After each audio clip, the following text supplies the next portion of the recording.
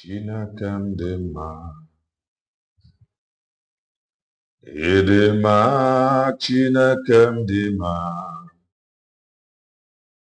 ịdị mma, Chineke m dị mma, ịdị mma, ịdị mma, Chineke m dị mma,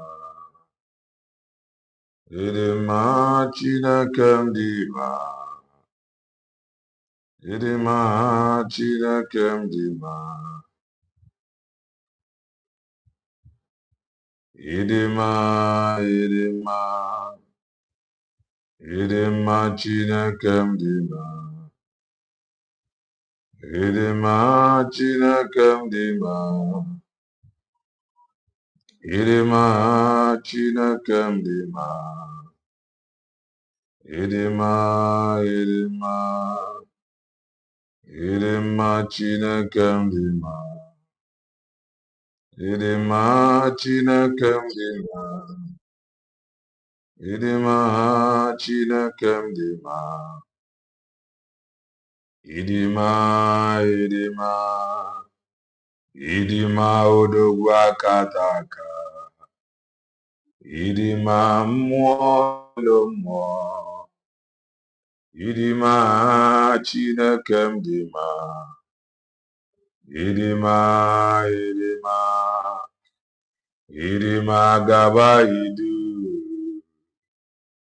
Ịdị mma, onye okwu ya bụ eziokwu. Ịdị mma, ọgaranya ngadanga. Ịdị mma, ịdị mma, ịdị mma, ikpere m dị n'ala. Ịdị mma, Chimonye na-enye ndụ. Ịdị mma, Chineke m dị mma. Ịdị mma, ịdị mma, ịdị mma, ọgaranya ngadanga.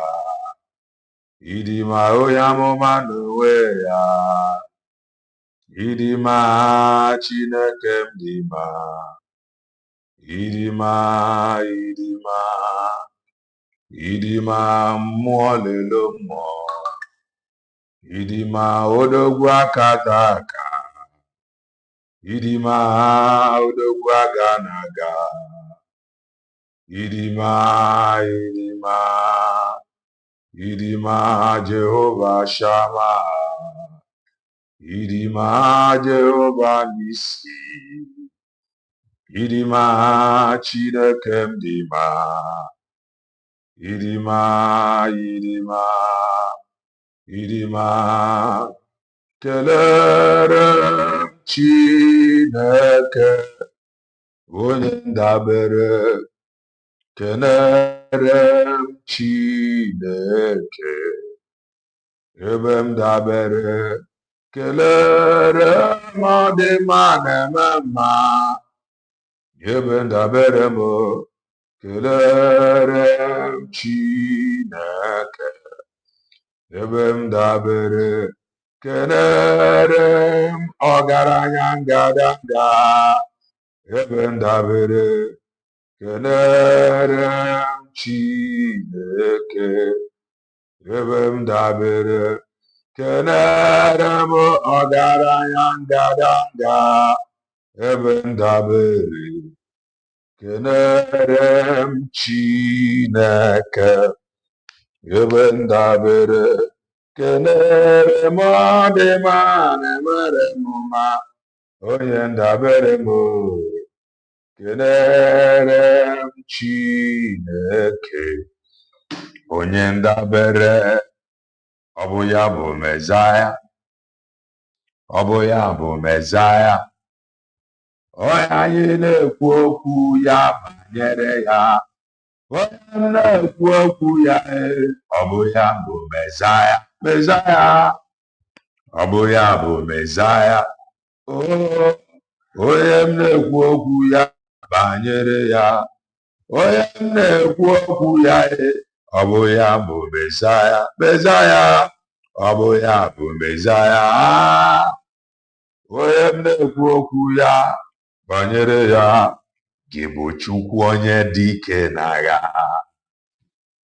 El Shaddai, gị bụ Chukwu onye dị ike n'agha, ọgaranya ngadanga, gị bụ Chukwu onye dị ike n'agha, onye mụgbọ na-agụ m, ịbụ chi m onye dị ike n'ọgbagha, ruo mgbe ebighị ebi, omego onye gị n'agha, n'azọ na-ezele Chineke ọma, omegi onye gị n'agha, na-achịkwa na mba niile, ọkakam, eze ọma, ịdị ebube, ya gị juru eluigwe jụa, ya mama amasị amasị, ya mama amasị amasị, amasị amasị, eze Jizọs onye mmeri. Hey! Mama,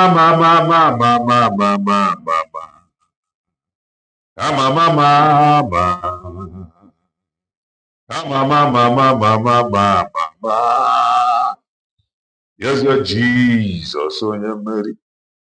Ọ ka buru ụzọ ịbụ onye mmeri, ịbụ na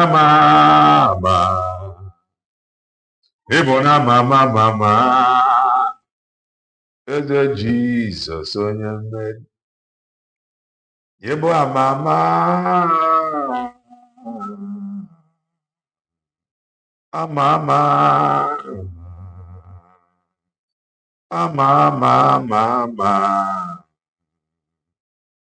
eze Jizọs onye mmeri. Igbo bụ Igbo, Igbo bụ Igbo birikweni ya. Ụtụtụ ọma, ehihie ọma, mgbede ọma, depending your time zone. Anyị ya dịka echi, maka na echi adịghị agwụ agwụ ka ya na-agwa ya. Ọ bụ na isi onye bụ, what are you waiting for? Click the like button, subscribe, comment, share. If anyị na-ekwu na nke ikpeazụ oye. If you are just coming across our channel for the very first time, you are welcome. This is Kelenna TV. We are live and we are direct, bringing you the gospel of redemption at your doorstep. If I make it common sense, the reason I will not marry if I marry if I gas school.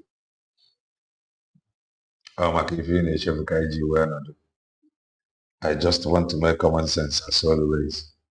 We are back. Nneka Chimezie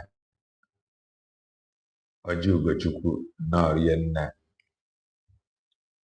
Chidi Ebube Norienna Amakamale Mbachi Nonso Norienna Ejimofo Norienna Amakamale Norienna Mbachi Nonso Dalo Victoria. Now, I have a cause. Upon of the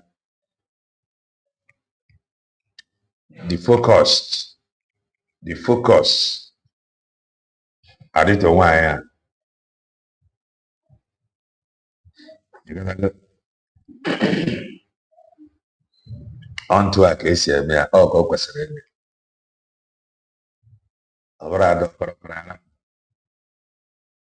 I ain't that is the beauty of it. Man, there is something you must observe or probably learn from. This thing now, side Lolo Nneka Chimezie, o nwere ife ị ga-eji ya, o nwere ife ị kwesịrị iji ya wee mụta. And what is that? No matter ntu ọbụla ọ bụrụ ya dị, home na home. No matter ntu ọbụla ọ bụrụ ya dị, home na home. I can tell you, the thing na Lolo Nneka Chimezie, yes, I am married on a fight Maazị Nnamdi Kanu. Let me use the word fight. The reason why NJG or permit me to use the word fight. The reason NJG permit him to use that word fight. Bono putaziri kwube ife ga-enwe meaning banyere his personal life, as if Maazị Nnamdi Kanu bụ a politician. O bidoziri kwube banyere his personal life. Mana ị na-anya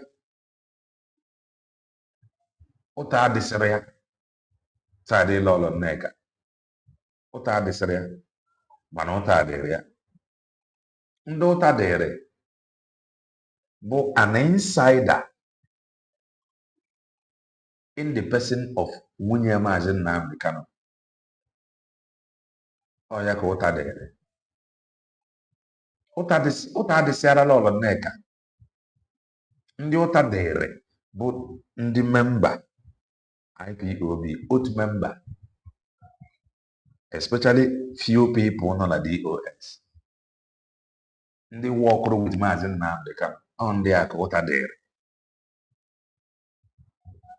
So n'ime ife niile a, ife ị ga-eji amụta, like I said before, bụ home na home. Ị na-erughị anya ịfụ na yes, anyị mara na Lolo Nneka Chimezie na o were go break. The reason o ji were break bụ maka pressure from family, from friends, including them on social media, from her village people. People will be calling her. But I can tell you, na Lolo Nneka Chimezie o merube ife nwanyị isi ọcha megoro. Yet she did not. Nobody called her to order. Ọ na-akpọrọ ya. She refused to listen.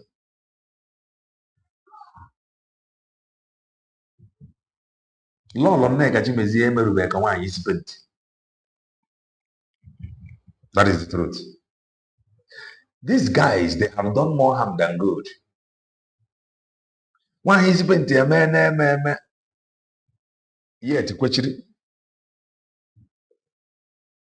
Mana nwanyị a o eme he was called. People akpọbịa ọsụwa. There is every possibility na ọsụchakwara na apụtakwa continue kwa.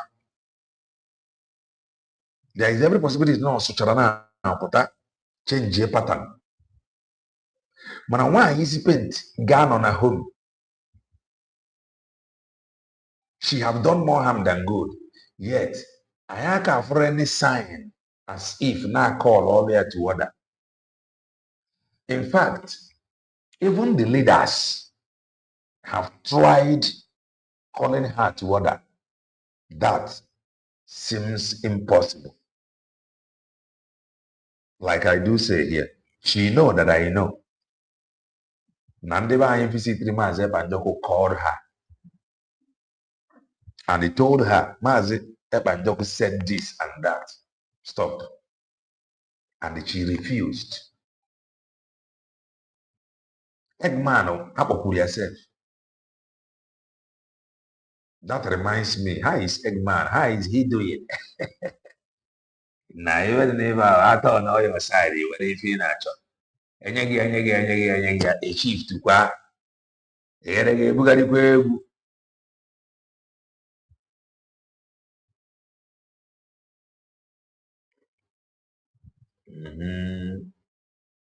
If I breaking news in Abongo, just in, President Tinubu has approved the certification and the compliance process for 5 proposed deep sea port projects to reclaim over 70% of Nigeria bond cargo transported to other African nations in 5 states. 1.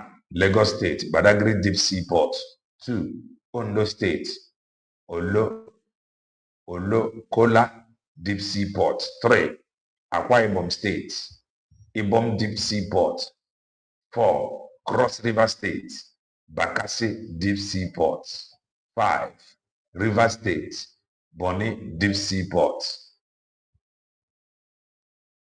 Foul breaking news from Obodo. So back to what I was saying. So why is it been anybody no man? On what do I call it to other? On no look at we're going and check. Opening to a come. Now, yes, Eggman, I can't tell you in a yoga. I'm not going to go no before Margaret Eggman, nobody listened to him again. Eggman is finished. Is he still existing? Nanaganya Eggman. The only person to save Nigeria from the current situation is Mazen Namdekana. That was his last program. Eggman always said they always said okay. Why you always say they were go. Imagine why you always say they were go. Why you always see they were go. The one mother we got with an they are very difficult to convince people. None to the east. At least, South and Calabar. It is easier from South and the Calabar instead of Lagos. Adiga guy adi. Nke Onitsha aga-agbanwe ya aka. Agbanwe ya aka fa chọrọ nke ya adịrị fa nwa izu. Agba ya aka na arabụkwa ya. Ọ bụ propose bụ isi. Ọ finish ọ na-arụ ọrụ gaa. Propose ya ha ruo ebe a ga aka na aka eburu the money 2027 election. So everything, every bill now, everything aga na-pass ya. Ihe ọbụla ga-eweta ego aga na-pass speed ofozi ọrụ. Pass ya eburu the money dowe.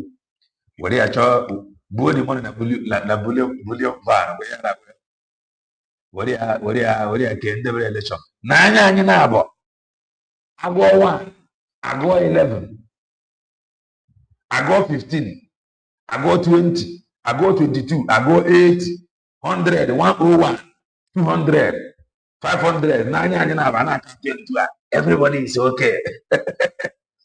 Everybody is okay. Obodo ekwensu na ije with 2 legs. Ị ka na-achọ ekwensu, ịma na Bongolians bụ demon. Ị na-achọ ekwensu somewhere, Bongolians are demon. Mmadụ anọrọ nnọọ. Were kamera na-ebido ọ dị mean. Na ndị anyị ndị isi ojii ajọka. A na-ebido ọ dị mean na 11, 52. Madam would stay your line. 52, madam, stay your line. Was into a man to I know they are no 100. 101, madam, stay line. 200, 300, 1001, 1002, 1002, 1201. You know they are no 15. Ekwensu na-eji okwensu nwa obodo bongo. Demon bụ ihe nwa. So if you pray too much, ekwensu na-ege ije na dị obodo. And nobody is talking. Ndị akaụntụ dị ife ada dị. O mebe onye pụtara gwa anyị ma onye ọdịnala ka ọ bụ onye omenala ka ọ bụ onye Christian. Everybody gbara nkịtị. Ọ bụ ekwensu pụtara were ụkwụ ekwensu ndị nwere ahụ na-aga ije na-emedatị. Not human. Anyị gwa afa focus ọ dịkwa ka ọ nwere ife ọzọ. Ọ mmadụ na-abịa ya ọ ga-abịa Christian ọ bụrụ Muslim Muslim, so what does that tell you? Don't worry about of them for 200, 400, Madam Dayline, 401, 600. Ayana Chiochi, this government here, you can't share 8 years, suffering and smiling. Who do us that and it don't go better for that person? Suffering and smiling. Oh, Nigerian youth should rise up. Why are you calling Nigerian youth to rise up? Why can't you call the government of the day to do the right thing? You are calling a Bongolian youth to rise up. A Bongolian youth to rise up. Call out the government. Of the government. Another security vote. That is that. So as I was saying, you watch a white painted hair woman have done more harm than good. And nobody called her to order. Nobody. But don't forget. Kedu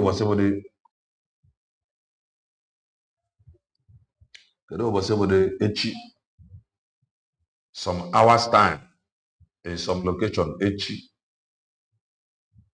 for fundraising.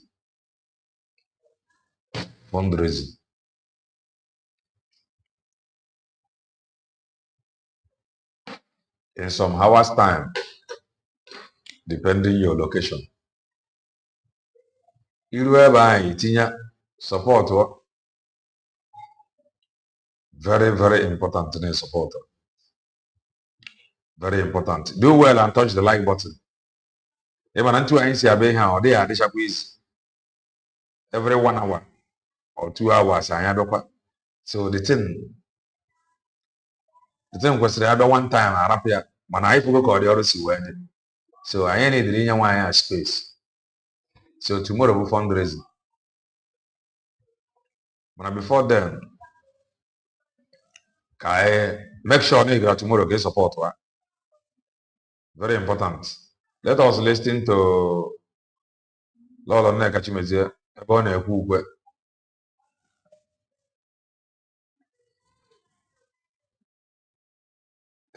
Elusible control. Don't lose it. Jidesie your hand, Ike. I get a last over na 1 year wine. Last over na 1 year wine. Every fan a cook. I get you again. Fan a cook. If I have last over Hannah, me scam and the pay. I didn't hear you is very struggle. Save our land. If I have scan and pay, save our land fundraising. Yeah, I'm join each Eggman like their group or for. I didn't find you it is very struggle. It's not for play. If I buy all the case scan or will save our land fundraising.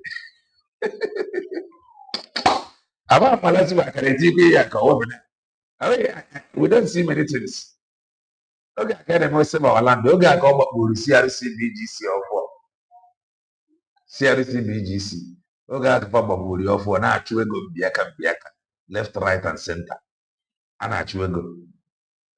I want to call what we got. I don't think now this year. So let us listen to what Ryan Anya. We move. Angel put a sign. Our angel sign. No, even though na do. Oga ka angel ada ka angel. Angel ada ka angel. Mozi muama ayana nanya. All of a sudden, last week I did a angel. Mozi. Even now, save our land. Our land is going. It's not the serious. The man go see have that one. She they keep everybody. Our land is going. Our land is going. Our land is going. Alaja. Ani the Mozo is going. Ayana abu egusi. It's not the serious. The man go see have that. God, I tell you, if you see where. Look at it there. But don't be propaganda. Yeah, when we have a if you are watching me now, you know what I'm saying. Yeah, save our land fundraising. It's kind of it's here if go. It's kind of it's here if go. And it is save our land, save our land, save our land. That's what we get fish. Talk office you where all my people in our bar where they feel land. Come on, Ganata approval fundraising. We are warring and over. Now, so no cardi how does that concern visit? Yeah? Now cardi to for inquiry on the corner why. I didn't even know anymore. The map. Any level near Agonema, the man, may a mamma also there. I put the go. So, yeah, our land is going. Our land is going. Imane ego kanacho. Today, why is she no longer shouting? Okay, the land is now stable.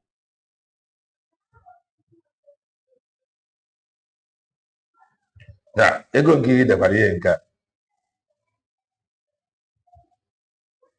80,000. If I pray now, trouble. Oga abumbe ha join CRC BGC of road this thing. Our land is going now. Left, right, center. Chidebere, Norian, Dalo. Our land is going another everywhere until everywhere about us. Last year, Kopunka, Niru, or Eggman, criminal, or Mamma criminal. Case closed. Our land there is stable. Since I go, what's we try or fail. Since that time, our land is stable. Our land there, Joe, ya they are see angel. Why you no angel? Our angel, our angel, our angel. I have an angel. Then one day, one night, because how we Mana munga believe na nke ahụ akwụrụ ntanere fa abịa kwuo nya. Our angel.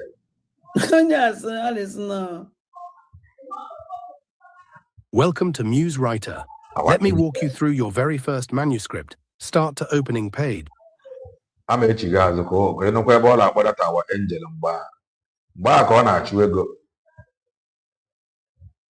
Ọ na-ahụzụ ego ya.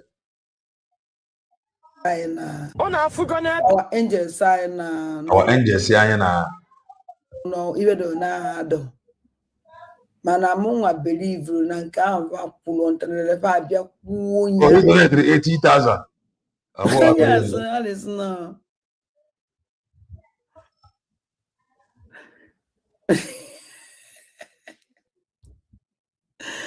Hey, asa do nyala. Ebe ebe wo nyala nsogbu ado. Kwara ngozo ala beze. Your mother. Abanye mo gundala. Oh. Amade ma bago mage ma kpata nwa abago. Ebe wo we nyala o nwere nsogbu ado no. Bo ngozi. Obenye mo gunda your madam. Benye mo gundala. Ana ọwụ na ọgwọzi abịazi inye m ọgwụ ndị ala ya dọkwa njikere maka na nwa ala niile ka a na-agwọta iwere eze ọjọọ ga ya otu ntarụ ntarị ya nsogbu adị ịtaya ofu ntarụ enwere m ike iji alụ taya ofu ntarụ witi eze ọjọọ ịchọrọ onye na-atagbu ọ gwọchabeghị ndị ka nwere obere sikọsikọ obere ara nke gbagoro ahụ ana ọwụ na ọgwọzi abịazi inye m ọgwụ ndị ala ya dọkwa njikere maka na nwa ala niile ka a na-agwọta enwere m ike nta ya otu ntarụ ntarị ya nsogbu adị enwere m ike iji alụtagbu nyụọ ya anya ya abịakwa ịgwọ ya dọkwa ka afọ ya dọkwa sharp and ya ga-ehụ ọmụ ụzọ bịakwute m ịgwọzi maka ara nke gị na-agba anya nna be anyị ara gị na-agba ọzọ ya nwere ike gwanwu gị Genocide, our sister. Our sister. Na ọ na-emechazi nke a. Igbo ndị ọma. Njem ọnụ. Na mebezina. Yeah, that was that. Onye mmiri juru m anya n'ụtụtụ a. I get over.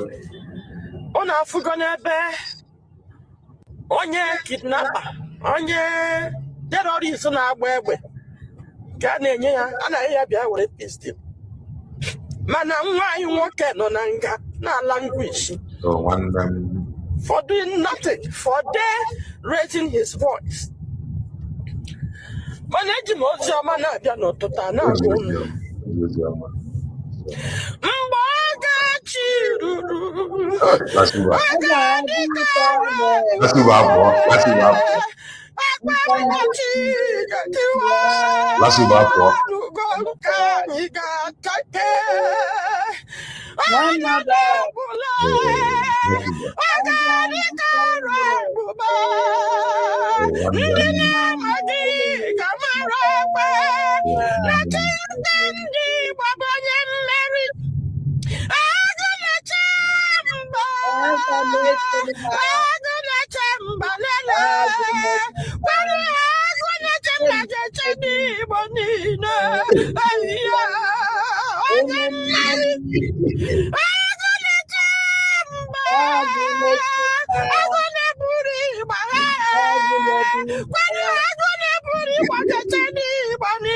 Hey, that's what the Honda anointing. The one I do you white.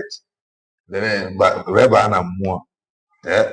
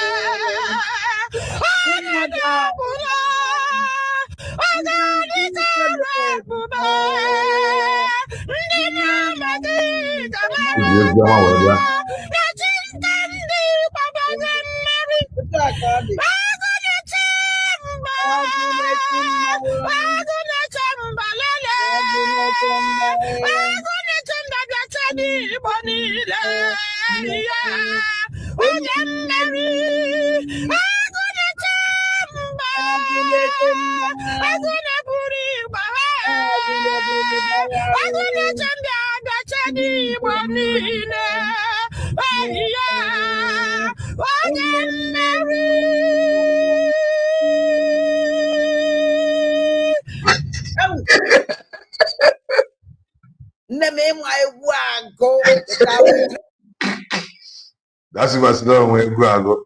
For one more time. If you have a yellow aura, you're a narcissist. What aura color do you have? You've probably noticed it. Our angels sign no even though na do. Mana munwa believe na nke ahụ akwụrụ ntanere fa abịa kwuo nya. Anya asị Alice na.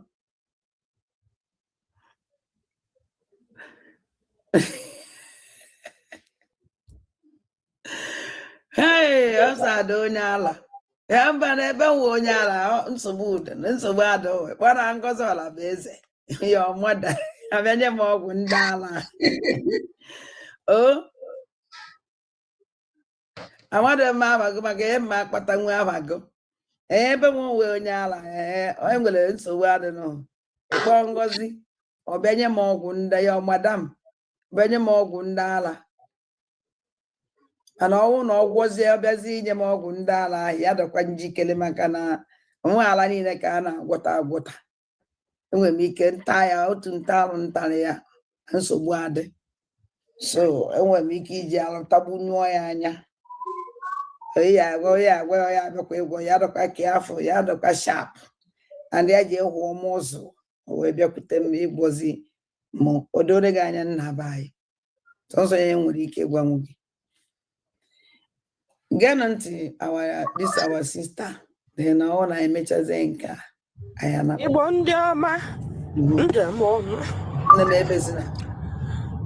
Onye mmiri juru m anya n'ụtụtụ a. Ọ na-afụgo n'ebe onye kidnapper, onye terrorist na-agba egbe ka a na-enye ya, a na-enye ya bịa were pistol.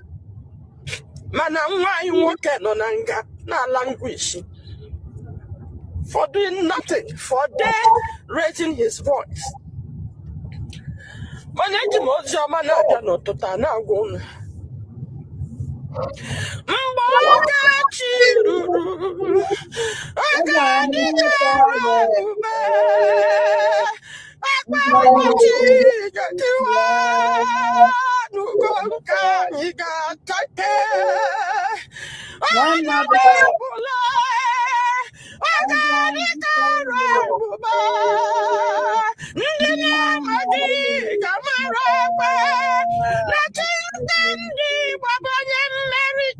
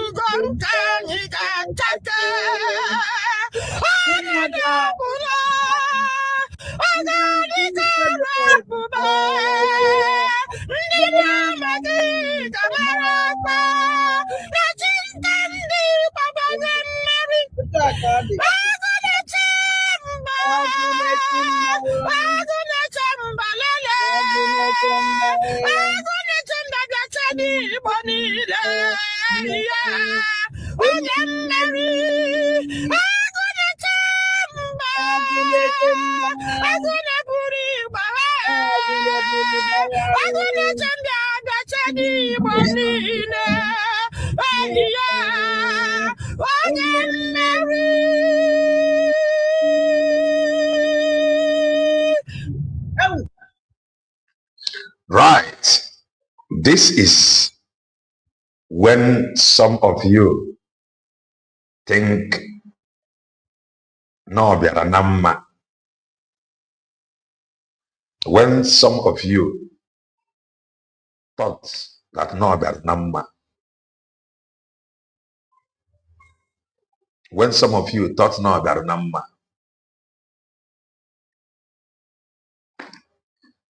Bible more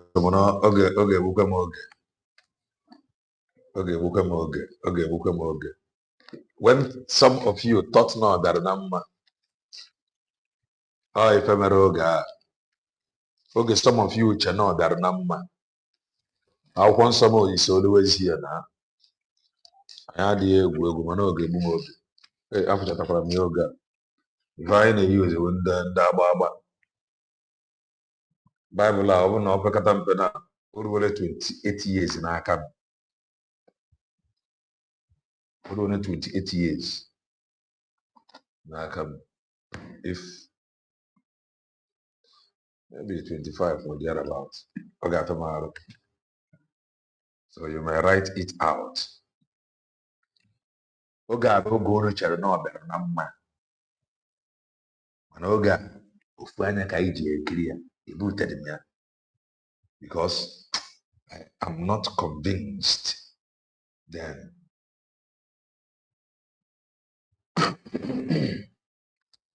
please do well and share the program.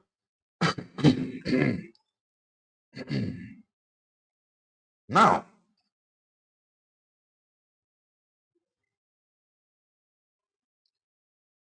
here is law on Nneka Chimezie. Somebody send the remember. Somebody send the remember. And I know, no somebody I will be watching.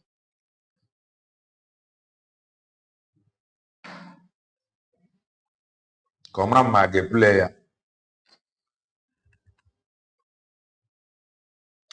And the me player, Konya, matter no what if I say, man, this is one of the video that I said, or that I saw. Then mass, no maintain no line, learn, no do. I remembered saying it. Na ọ bụrụ na maintain nwo learn na n'udo dị. Mana no. O chekwuru ka oge erue, ka oge Chineke rue, o werezie aka ya fọnụzie folio ozugbo. Listen to her here. Listen to her. She made sense here. This land called Gare stick ito. What can it stick to this land? But I know. All right. Listen. ebe m nọ kịta wee na-eme vidiyo nwa bụ na village ụnọ n'anya ihe ahụ my compound ihe ahụ mbụbọ m akọ m ubi na mbụbọ m mana e nwere ofu ihe m chọrọ ịdraw attention ndị Igbo tụ ihe ahụ bụ population dịka m lọtara ugbu a na ịpụọ n'iro mebi echi m ga-emeda vidiyo ịpụọ n'iro ifu na obodo a dị dried mmadụ anọrọ na ya m wee were nwayọọ wee gọọ ezinụlọ ngwurube dị m ha wee gụta ihe dịka ngwuru 20 na ngwuru 20 anụnwa m gụtara ụmụ nwoke bi na ngwuru 20 a ma ụmụ ha mụtala amụta is over 150 ụmụ nwoke. Agwara m ya sị ya na o maintain ole na mma bụ ha fan na mma na-echi the program because she is making sense. Waking ụmụ nwanyị be anyị, waking ụmụ nwoke be anyị up. And this wake up call ọ na-akpọ here is equally connected to nwere onwe. Maka na enwere something wetara onye ọbụla ji eme mgbapụ. Oh, Igbos are industrious, we are travelers. Something. That we are travelers, we come higher. Something is chasing us. Why are we always or like feel comfortable? First John 4:1. Text the spirit. Dear friends. If I cover earlier. Do not believe every spirit, but text the spirit to see whether they are from God, because many false prophets have gone out into the world. That is the truth. I am maintain this land. This video here now, there is no problem, no issue. Mana, if I na-aga after na social media, if I na-aga viral, well, sorry. If you don't have Baba Saga. On a viral, mana message like this, I did viral. Mana message like this gave me on where on your banana gay auntie. Message like this, Maria, or the well settled, well relaxed, or make sense. Listen to her. Okay. Mana onye niile so ihe nọ n'ụlọ bụ about 3 men. 3 men. And those 3 men are old. Ihe m lọtara ụlọ ime kịta bụ akwamozu. Ebe a na-akwa ozu akịta bụ nne ha na-eletere ha ụlọ bụ onye nwụrụ anwụ. So emechaa akwamozu akịta akpochie befa agụnyekwa ya na ngwuru dị locked. Now ihe m na-achọ ịkpọta attention ndị Igbo tụbụ a ga-eme Igbo ole kedu ihe anyị chọrọ iji ala Igbo eme mana anyị na-aba mba na ndị Fulani na-achọ ịnara anyị ala Igbo a na-eme nke a na-eme nke a. Ajụjụ m bụ anyị niile ala Igbo. Our land is empty. That is the truth. And this is something I was got vacuum. Adroma, nature hates vacuum. And am I the empty? I know a village.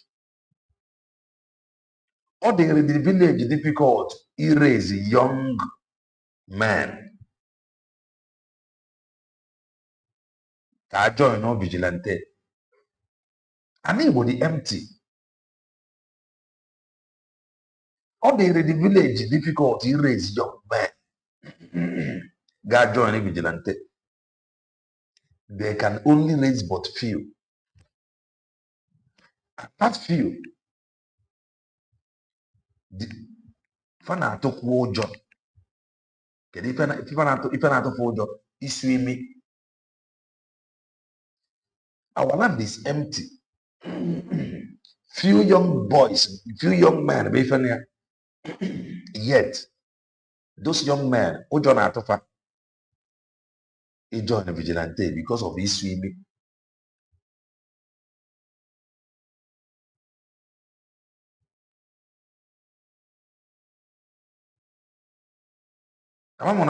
So when I maintain the side there, okay, Manora was the Galazian a personal life, no do. Gain anything to offer us. We choose youth more than nature. That is where I have problem. Listen.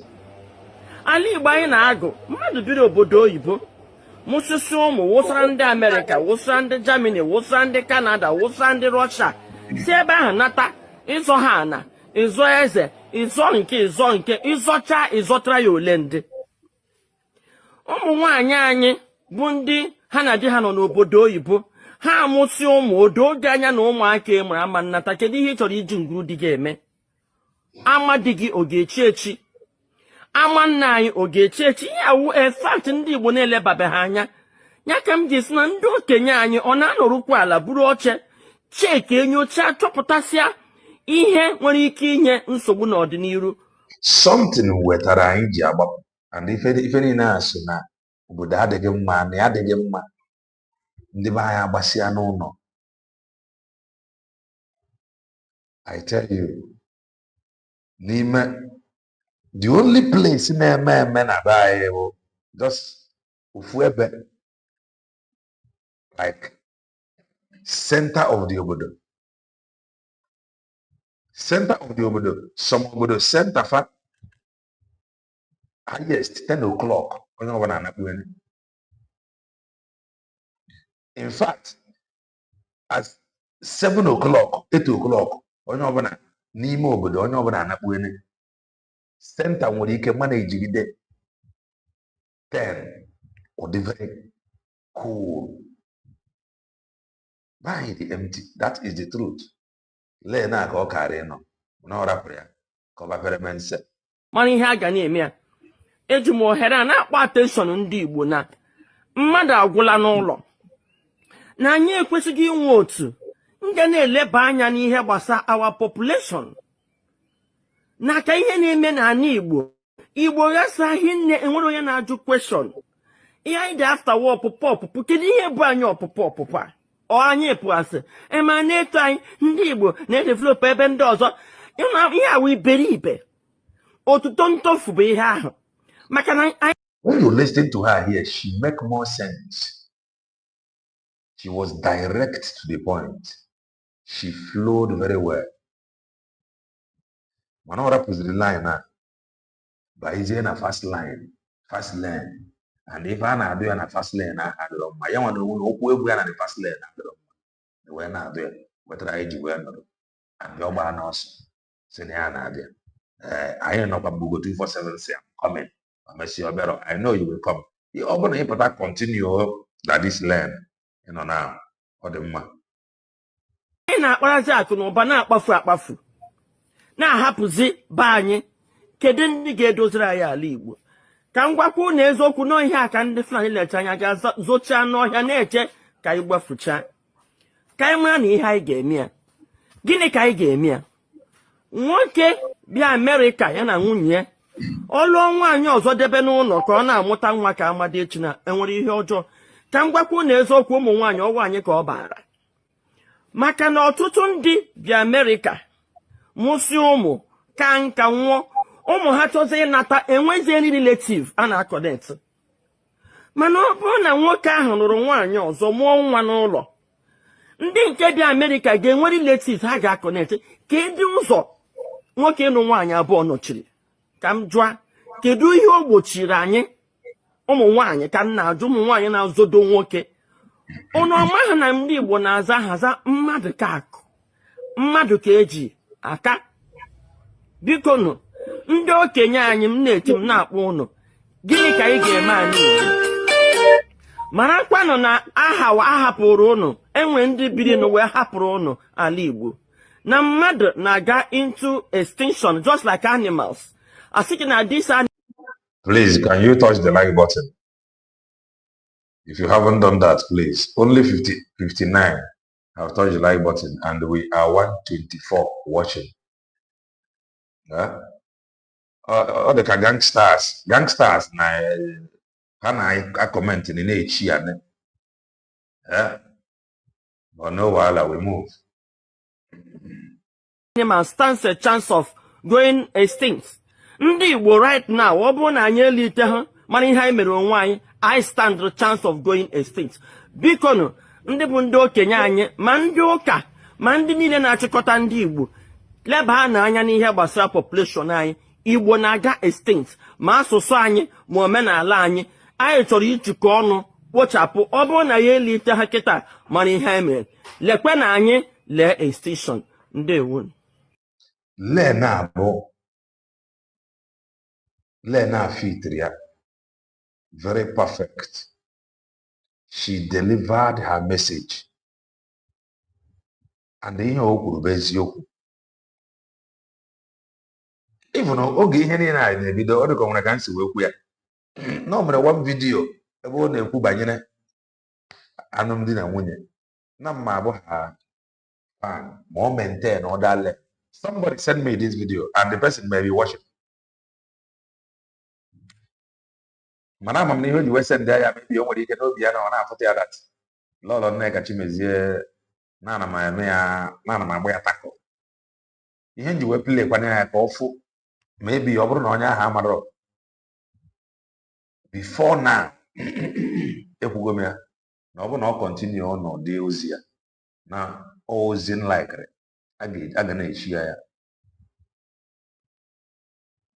Because in any boils down to create those hereby. Can they buy a garden about Ziabo? Any boils down to Muero. Manora with the WG cow on the gangsters. Jabe cow compliments a consumed bed in my fly. Educated in 18 years. And I feel brow on that. Okay. I searched for this video that day from even on who did can search that day. No one came from not searching. Every one to listen. Ugutagatri for Jason, exact this one.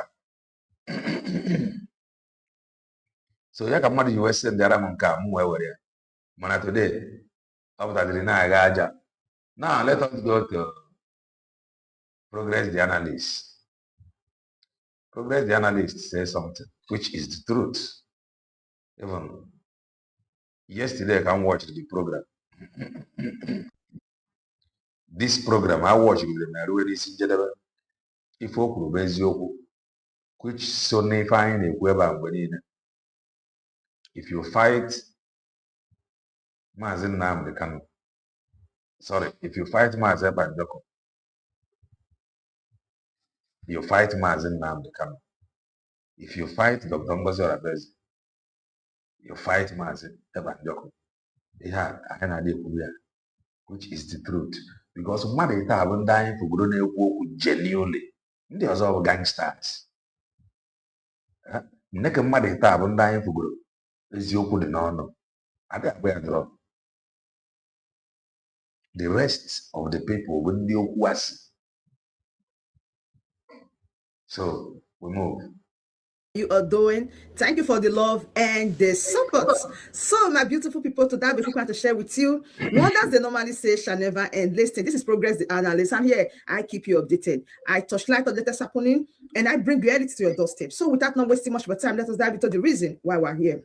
So, my people, you guys need to trust Progress the Analyst, because if I talk at times, the thing they happen.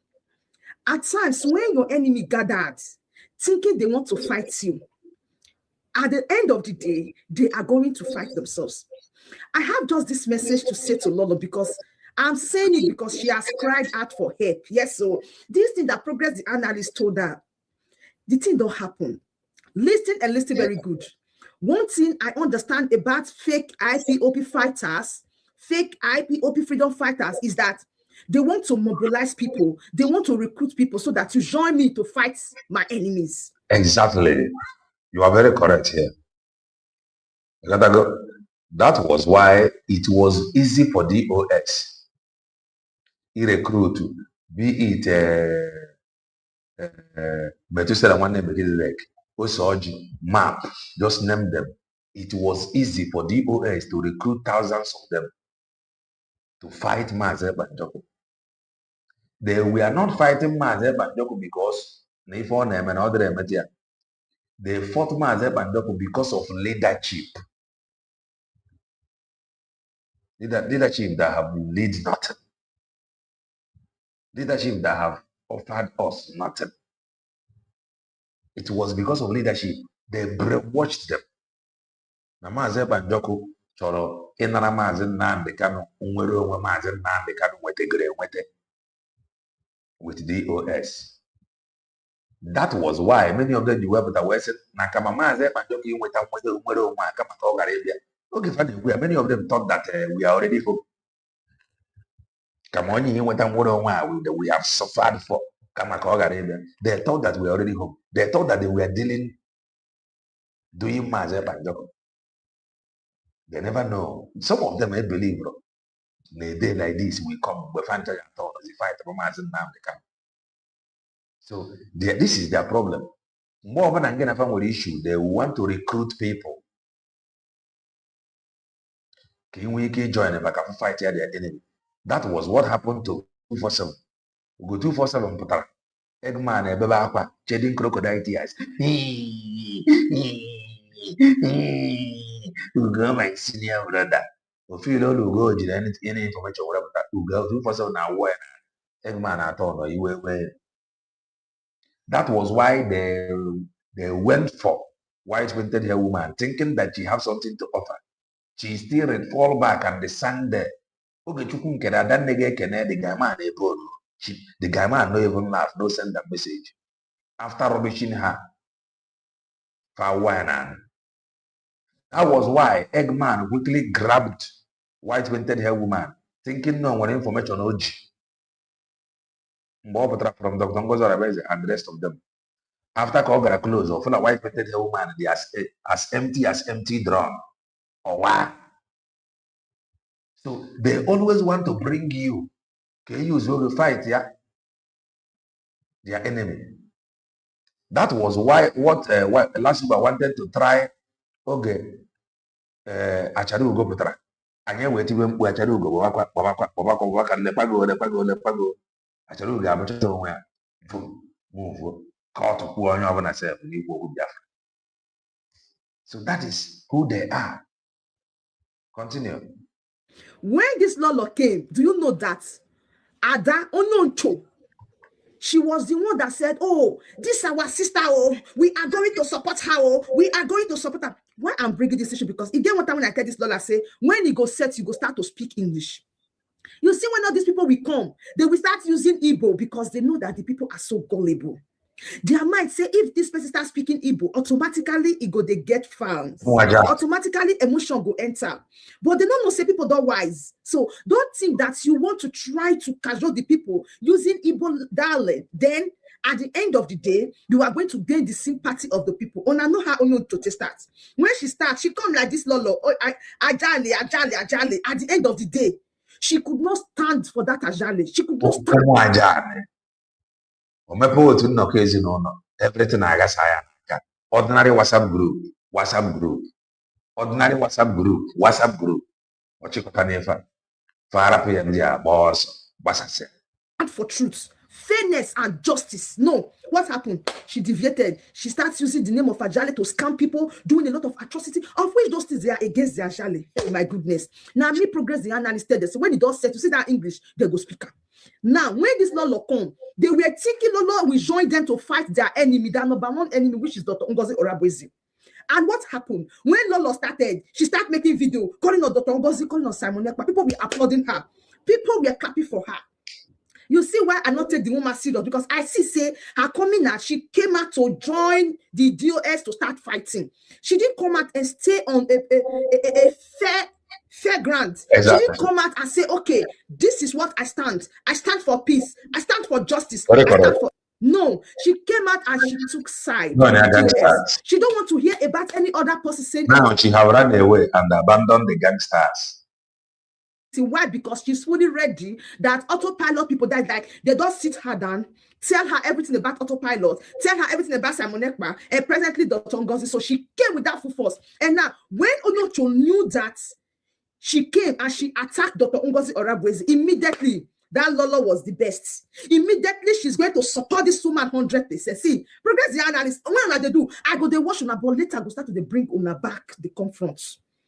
This is the first message that Lolo started to preach when she started attacking Dr. Ngozi. Now there I said, no, this woman came and he said, no for me. But because she started attacking Dr. Ngozi, Onyocho drew her closer. She make a statement and say, this is our sister. Hey, we are going to support her. I will give her the support 100%. Let me not talk too much. Before I will play the video where Lolo is now regretting of her actions. Let me tell you what Onyocho did, how she welcomed this woman. I'm so surprised. When she now discovered that, the Lord will not go the direction when she think. That is the problem she's having.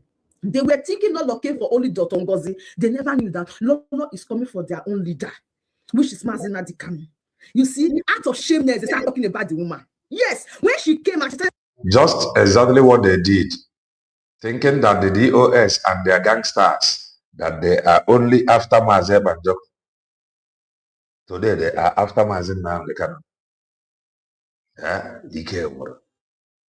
attacking Dr. Ngozi, they were the one that was calling this woman. Onyocho called this woman and said, now Dr. Ngozi, now they buy people. Dr. Ngozi, now tell us, I got the print that they give you. I got to tell you what they do. When the Lord welcome her, give her sit down. Now she let them know, say, see, this Martina Boli, Dr. Ngozi, Simon Ekpa, Mazda, they can't go join. She had everybody together. She started dragging them. Now they're out of shame. They started talking about the woman. When the woman started, when she was attacking Dr. Ngozi, they applaud the woman. They even said they will use their platform to support the woman. What's not happened? I say all your enemies, they go, they fall one by one. Anybody that don't want to see you progress, they will fall for your good. Now see, they fight themselves. They started fighting the woman right now. You people should be ashamed of yourself. Shame. We all know that if this woman come out and start fighting Dr. Ngozi, all of them go, they applaud her. You people will take her right down. But when she came, the Spirit of God strike, and she started attacking your leader, Mazi Nnamdi Kanu. Now the other one I say no, don't be this one we say you will no longer support you. That is how your enemy will keep fighting themselves. When they think that they will gather because of you, they will fall 100 moons. They will fall 100 times.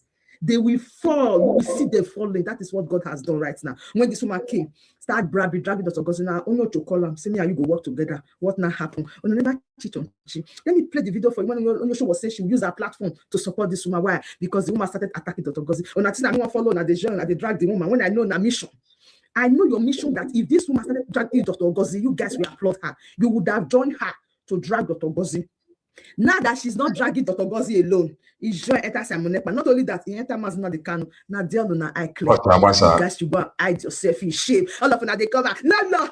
But when she was dragging Dr. Ngozi, you guys came and welcome her right on. I first tell you now. I say, see, there is no difference between these three people. Mazi Nnamdi Kanu, Simon Ekpa, and Dr. Ngozi. That's how they joke. When she dragged Dr. Ngozi, she see the way the road they go. She asked Simon Ekpa. He say not rich. She joined Mazi Nnamdi Kanu. I'm telling you guys, how many people did this woman drag for this IPP? Now, this 3 person, make una know say, if progress the analysts they talk, I know they talk anyhow, but shame is now in the camp of the enemy because the woman know the people she need to drag because they don't tell her, say, Mazi Nnamdi Kanu, Simon Ekpa, and Dr. Ngozi, now they hold the key. She started. You know, they asked herself question. How did she take aside Dr. Ngozi?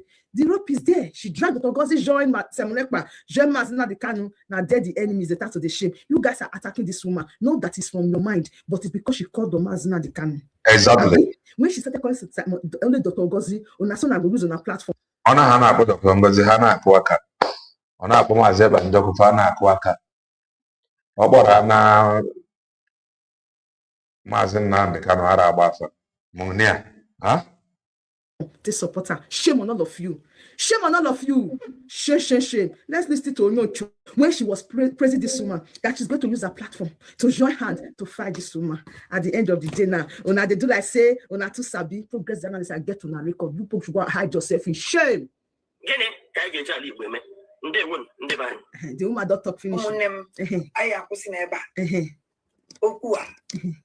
Okua, this Adam Nebula. I support them here. Oh, with all my heart. All my heart. Full support. Full support. Even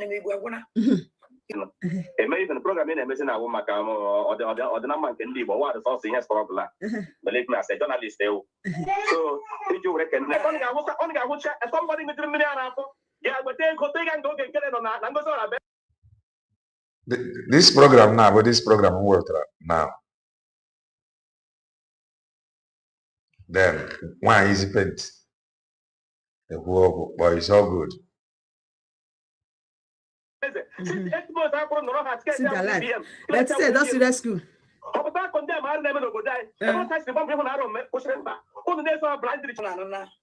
only thing that she make any amount that own again came up. Get on Cada Night. I don't know, but I wear a buy you. I don't want to buy outside the country, that's in the outside the country, which I know somebody needs to change them on a visit. So, we fall for the queen and the queen and the queen and the chicken, putting it in the all sacrifice. You know, a single sacrifice. So you see, I play came. They were taking the ones here to join them to fight their enemy, which is Dr. Gozi, but God failed them. Now the woman don't crack come and say don't tire. She won't remove hands. In fact, may we look at because now go the true way what they give her one by one. Now so listen to her. Hello, Nneka Chimezie. I want to announce to my friends, to my enemies on Facebook that I'm going to go on a break for 1 week. The reason for going on this break is to address concerns from family and friends and well-wishers. Oh, concerns from family and friends and well-wishers. Why is it been to your concern? You know, concern for anybody. Why is it been? You know, concern friend. You know, concern family. You know, concern for anybody. Concern for only one is it been? If you finish it, honor and the ama. Why is it they have done more harm than good? Yet you're on your concern. You see, I the woman kabad. Family and friends. I don't have a address the social media attack on my person. It is good that I take a break to assure them. So please, to have confidence in me, to trust me. That I know what I'm doing. To assure them that I'll be safe, like I've always been. The guy don't take off. To them why I started addressing Nneka Chimezie, which was what actually created the social media box. But I want to let Nigerians know something, that the social media attack on me was not about Nneka Chimezie. No. Madam, stop him. That social media was sponsored by state actors. Madam, stop him. Government agencies that are saying? Me. You will agree with me that I'm exposing some of military activities, not going anywhere. their involvement in the insecurity. We don't deal with your type. The social media attack on me can only be sponsored by such a huge agency. Oh, because if you know, that attack took place under 24 hours. It was all over social media. Under 24 hours, if you open up every social media platform, be it Twitter, be it Facebook, be it it is not a message that was dispatched by individuals, but a calculated effort, to suppress a news I released. On Sunday, I went to Eziago, a village where the military burnt down an attack, and this is the area I'm not comfortable with. Madam, they speak English. When you read, you have to speak it so that we understand you. When you said English, people are being killed, and the militaries and the government we keep more in future. We saw all the attacks. The militaries will not go and try to stop the Fulani herdsmen. Now, this particular village, they've been battling with Fulani herdsmen. In some cases, people were killed in that village. Should they cry? I went there on Sunday when I heard, 2 Sundays ago, when I heard that village was attacked, because I've known and understand the military operations in the southeast. Madam, I beg they you. will systematically stay with us, stay. attacking our villages in the name of fighting here. For here, and I said they be not going anywhere. From the people that their houses were burnt, that were attacked. They said from 2010 till last year, they've been having series of. But the refresh may come from your end, though. The refresh of a thing may come from your end. From my end here, okay. Check from your end. When I was on an answer, Martin and Z, no, when I was on another is something. From my end here, from where I'm monitoring from, it is fine. Should I refresh? From my end here, all the very, very fine. I want to call to your side. How many people want me to refresh? Do not say that I should refresh. I want to hear from my comment. It is fine on my end. Ngozika. In some cases, people were killed. And last year, November, forget all those stories. They should come back to find that they have changed the 20 years anyway. Now, I am not against the military carrying any operation against ESN. You know, I'm not against it. They are doing their job. But what I'm against is, I thought that these militaries were posted to save these villages from the explain, Taya. You go explain, Taya. Now, another question I want to ask. If ESN is in a particular place, ESN is with DOS members. These are not having issues with ESN. They are not killing them. They are not fighting with them. Why would the military just move in to fight ESN? That is helping this. Can they quite careful. News in our number one by Ebola. So be careful. Ebola. Villages to be said, because I'm sure if the militaries are doing their job, they wouldn't be doing it for ESN to be there. If refuse ESN. Now, villagers accepting ESN is an alternative to leave. That aside. Now, why would the militaries move in? Rather than move into the bush where these ESN are staying, they will start attacking the same villages they claim to come to save. Now, the way divert to English called they surprise me, madam. Yeah. Systematic jihad. On Nneka boy and I complain, Donna. Check from your end. On Nneka boy and I complain. The rest is saying it is fine. On Nneka boy and I complain. I don't know where you are watching from.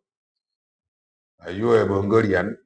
Going on in the top because the militaries were the ones burning the villages. When they want to be attacking you, they were rehabilitated. They want people to support them. They were the real bandits. They will start speaking Igbo. They were, you know, we get to know too. When it got read that they are not fake, in the southeast, they're going to turn back to the English. English is a general language. Because now they have if you are speaking to the whole world, to do whatever they want to do. Use English. Now this report was what they released. That was if you want Monday morning, the world. Monday or Tuesday, the news about me flooded every social media at the same time. At the same time. What's the name of the attack in the social media? And the attack in the news or report flooded social media at the same time. Over the home, over the viral you are going viral. Oh, yeah, other your fellow content creators in our church, or they want to go viral. If you say viral, people okay, each other is popular in that boss. Because we actually the popular guy, but we're gonna have 7 days.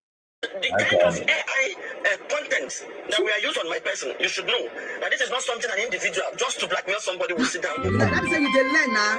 How the attacks in the southeast, I've been against it for a very long time. So they saw an opportunity of something that the Southeastern and the Igbos will react to. They used it and sold it. I will talk about Biafra speak English because have been very concerned. Biafra is not a Igbo speaking language alone. It's only normal that I take a little break, 1 week break. We will come back stronger and better. Like I said, is that the kind of word gone wrong? When I realized that there is a foreign attack on me. If I'm doing my live program, you will see my friends, of course, and attackers, you know, attacking each other. You will now see like 300 comments. The moment I drop this live I'm doing now, the moment I drop this live, in the next 1 hour, you will see 1,500 comments. These are sponsored people. That's so that they will come and create a false narrative. Why are they doing this? The federal government in the first place went to bring Nnamdi Kanu down from Kenya to destroy IPOB. And after I went to see Nnamdi Kanu and realized the way they have been invading Southeast, that the creation of Eat this one thing to clear brain fog. Let me explain. This isn't your various groups attaching it to Nnamdi Kanu. That is the way they are penetrating. And I was advising Nnamdi Kanu to stick to your group, which is IPOB. No, so DOS. They knew that the IPOB they want to destroy. I am promoting it. I'm trying to make Nnamdi peace. That was when the attack started. You are not the kind of wife, and I know what you're gonna do. Now, I will not support the destruction of IPOB. Our president is a Yoruba man. Let him first of all proscribe OPC. Let him first of all destroy the illegal stealing from the public by the agro he constituted before coming to Southeast to proscribe IPOB. If an agro man will continue to push until we get Southeast cleaned up of every insecurity. And I must warn the federal government. If you watch now, we don't need this military operations in the Southeast. Southeast is about the most peaceful area. How? Do not bring back the insecurity. If you watch now, you saying as I'm bring this security gone in the Southeast. You know, my people are always excited. Now the insecurity has gone. I have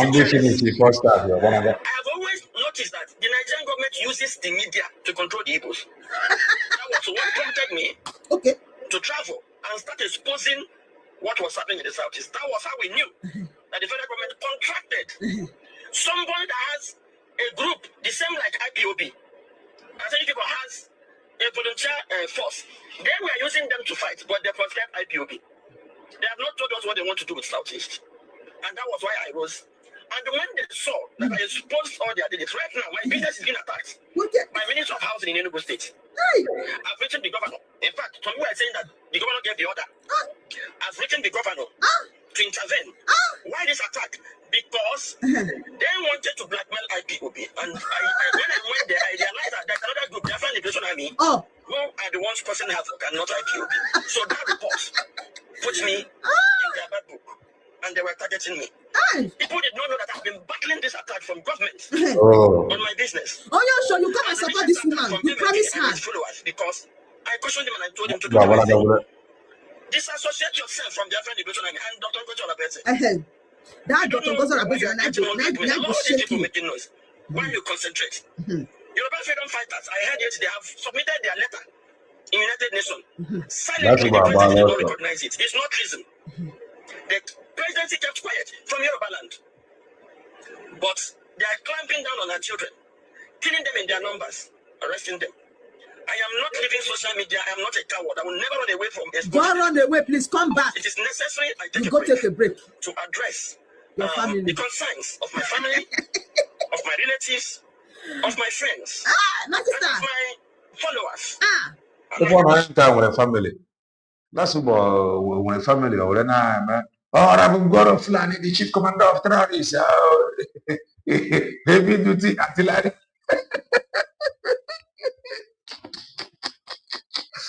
That's what a family. My governor of a family, wow, you know, elite squad heavy duty artillery.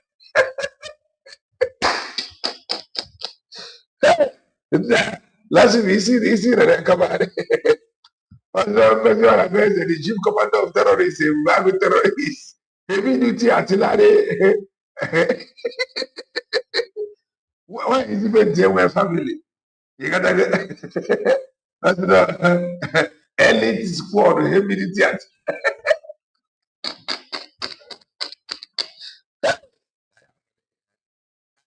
Yeah, heavy duty artillery. Some people here are telling you when you get that TV, why in Jara, Arab way back? Do you want more heavy duty? Heavy duty artillery. They did that about. Hey, Ola, any of our program, marriage with heavy duty artillery, terrorist group. They got the choya. Own family. That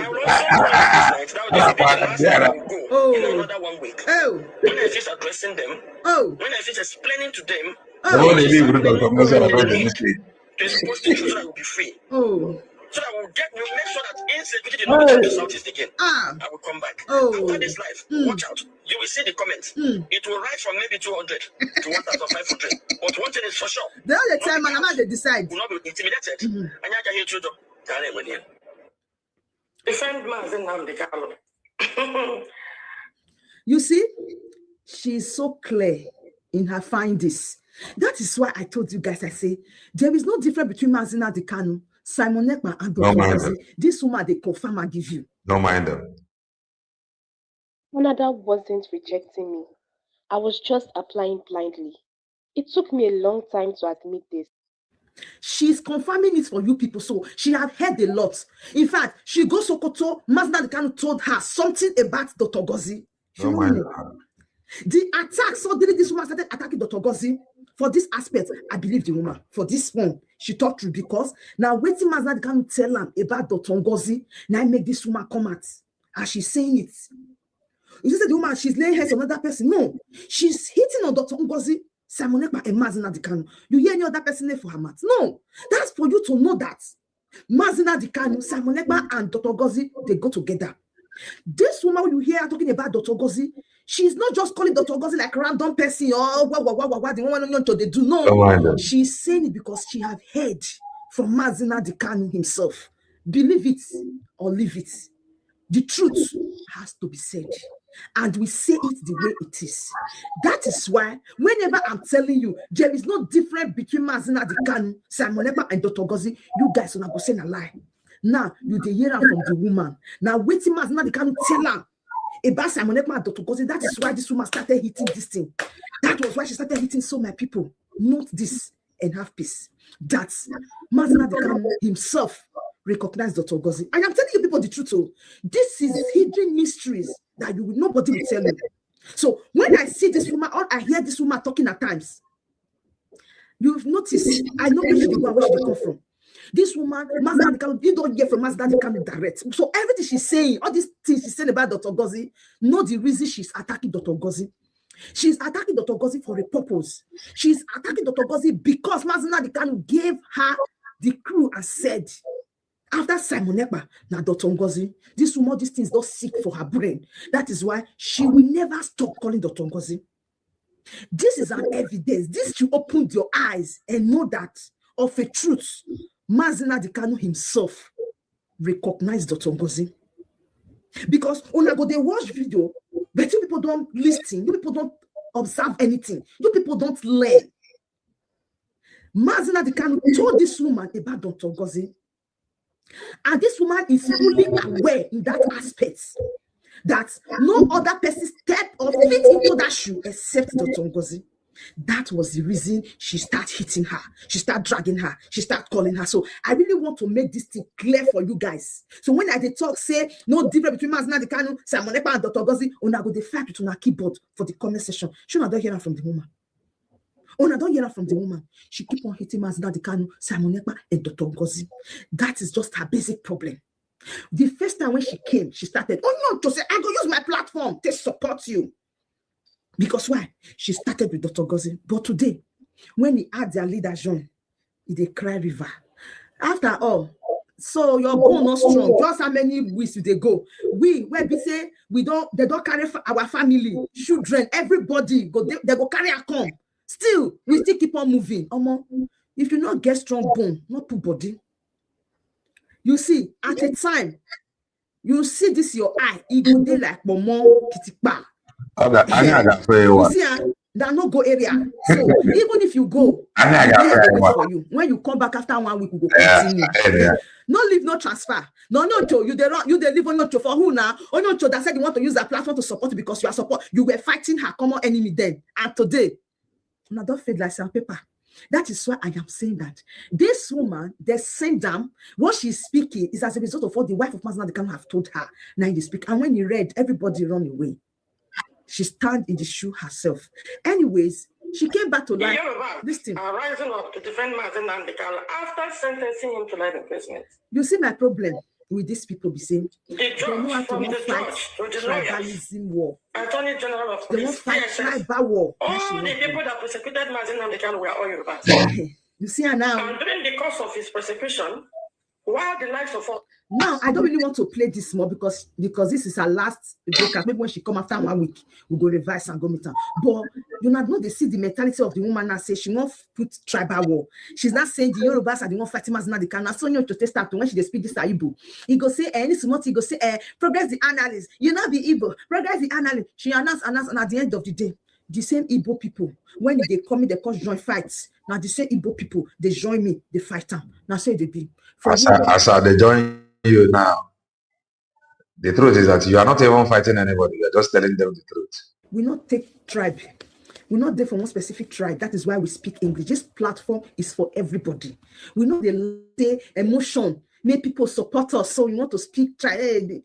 No, oh no, you know, they don't know for this person. She not there one place. Only to na scammer. So the time when you to say want to use that platform to support this woman, I know say not go last.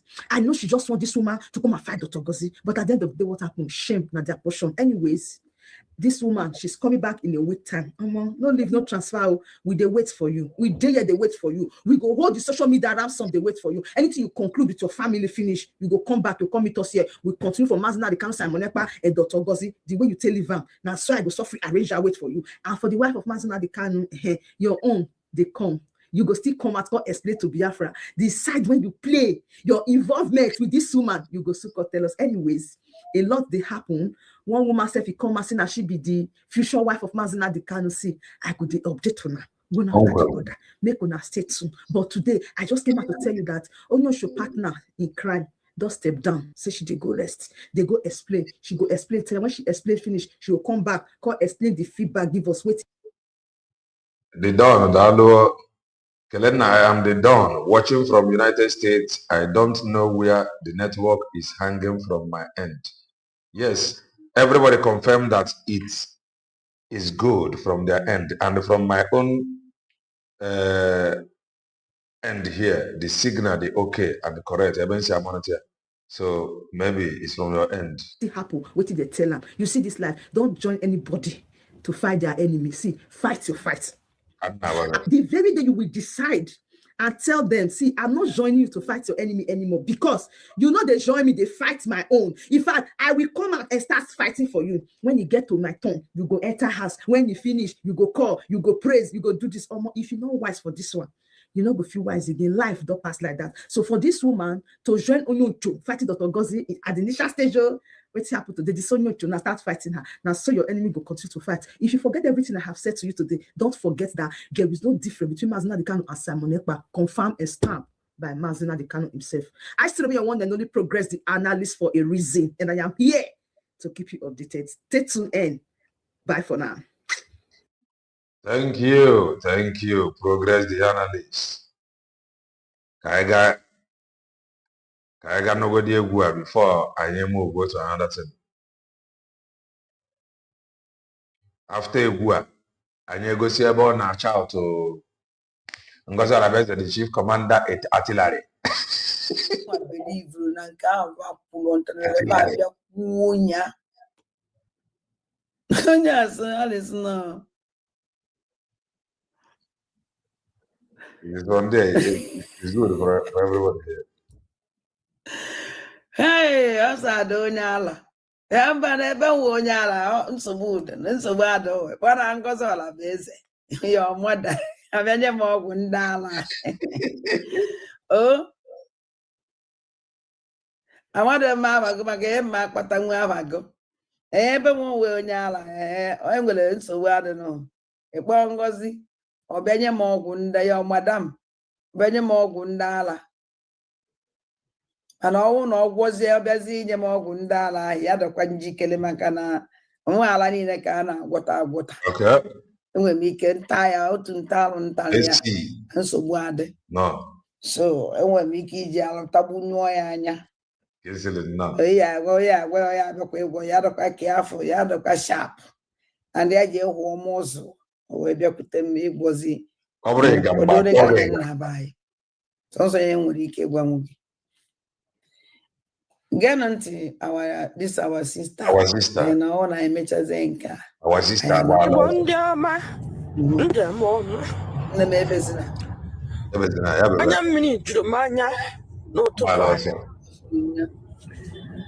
On a forgotten onye kidnapper, onye terrorist on our way. Ghanaian, and I have a pistol. Man, I'm working on anger, not language. For doing nothing, for there raising his voice. But let him also manage not to turn out one.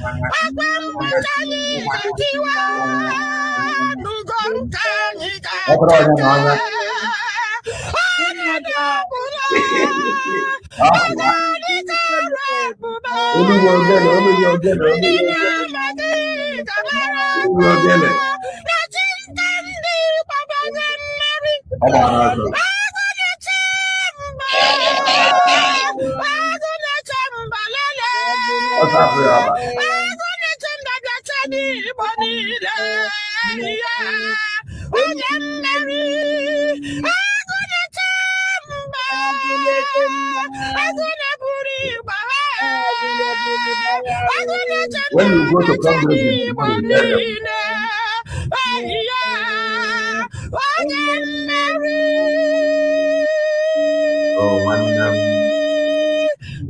tomorrow,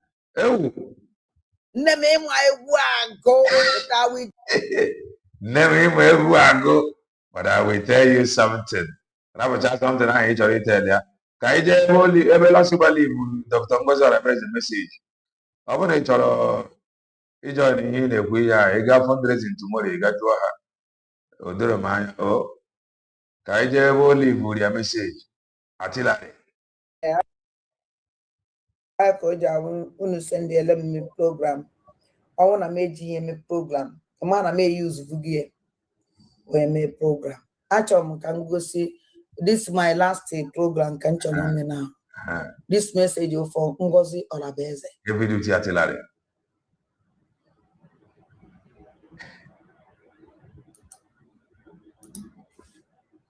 Let's go there. Ah, poor. I said let's go there.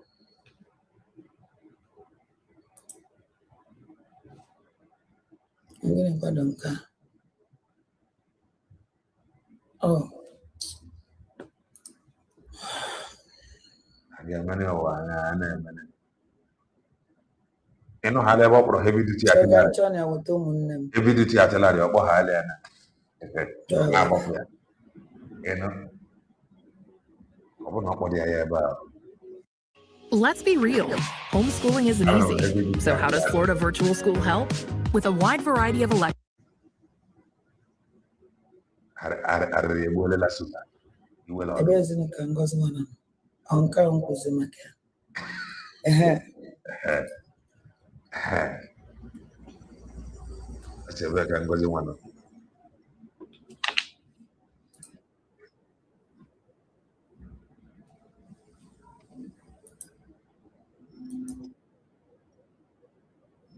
Evidenti artillery.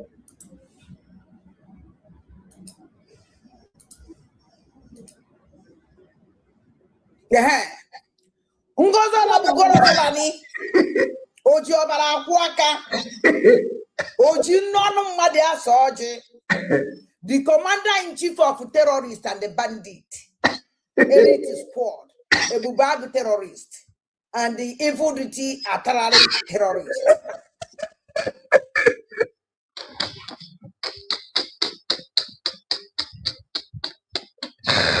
Hey!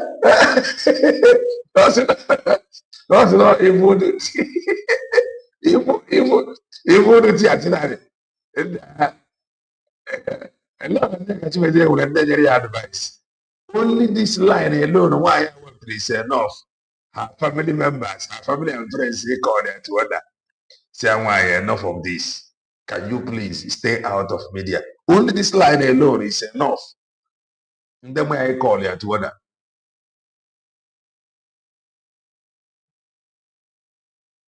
Only this line alone. Listen to it again. This line alone is enough. It never hear the corner. Because she have nobody that will recall her. But just listen to her. Isiaraya Kabad. Listen.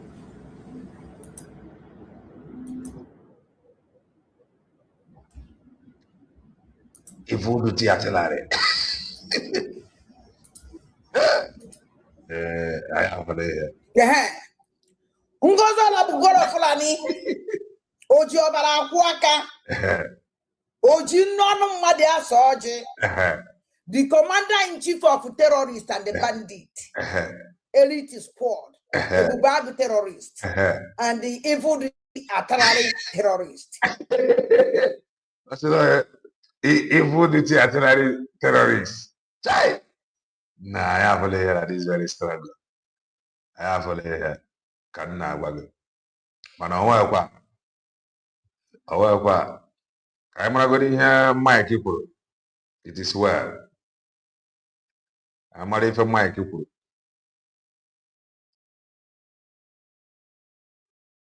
Oh, for these people, they have done more harm than good. Last people have done more harm than 1 year. Than Nneka Chimezie. But you see, she was called to order. I say, before lose, where you social media this. Last people lose. Last people fail on break. Lose where, there is a Jericho where on a wall. But 1 year, I never had just recalled her at least for 7 days before more where before Jericho where. Flooding into Nigeria to launch Mohammed's prophesied final global jihad. I'm Mike Arnold. I've made 16 trips to Nigeria, to the front lines of the Christian genocide. I built schools for displaced children there, and I wrote Epicenter, the best-selling book about what's happening.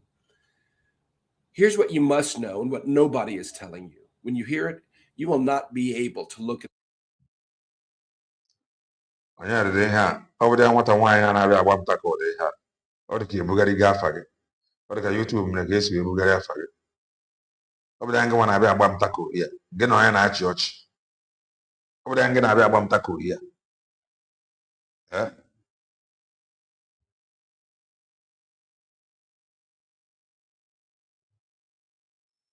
Bugari Gafag. I'm okay in our church. If I say I'm taco, if I see much. Eh? Over there, I'm going. Which you go. YouTube Bugari Gafag. Where's the Mungata? Flooding into Nigeria to launch Mohammed's prophesied final global jihad. I'm Mike Arnold. I've made 16 trips to Nigeria, to the front lines of the Christian genocide. I built schools for displaced children there, and I wrote Epicenter, the best-selling book about what's happening. Here's what you must know and what nobody is telling you. When you hear it, you will not be able to look at the situation in Nigeria or global security the same way again. 14 centuries ago, Muhammad prophesied that a descendant of his bloodline, called the Mahdi, would rise at the end of days, ride west under a black banner, defeat the Christian armies in a bloody jihad, and bring the whole earth under one global caliphate. For that to happen, the doctrine says a purified Islamic platform must be ready, a launch pad. The Islamic world believes they have found the woman and her family and friends Last, even well wishers, last week when anybody, last week just like when we are problem. Last week a piano we are very na social media, kwechiri na abakwa. So why are they just her own people just record her?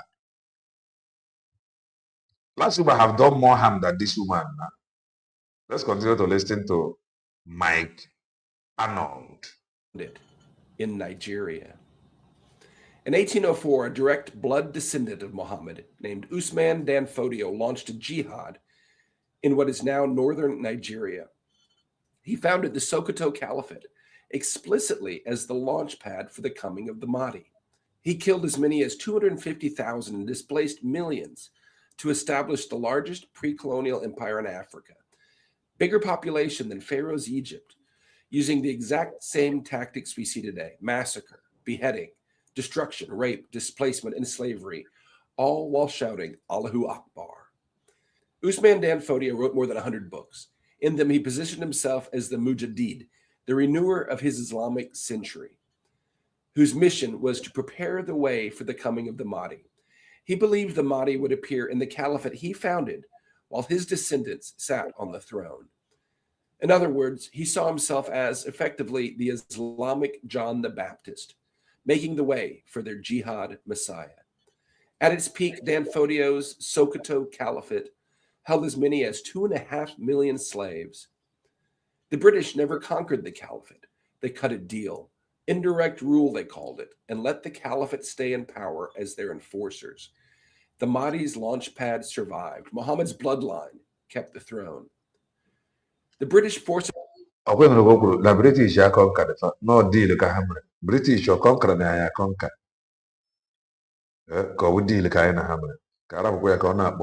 Deal. Chained the vibrant, largely Christian, English-speaking South to this dark, feudal caliphate.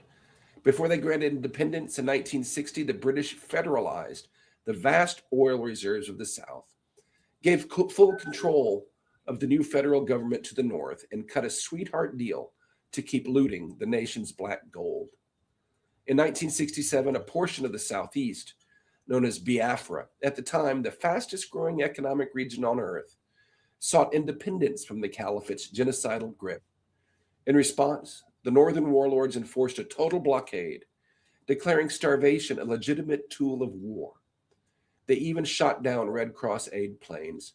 With Britain's full backing, in 30 months, they starved to death some 3 million Biafrans, mainly children.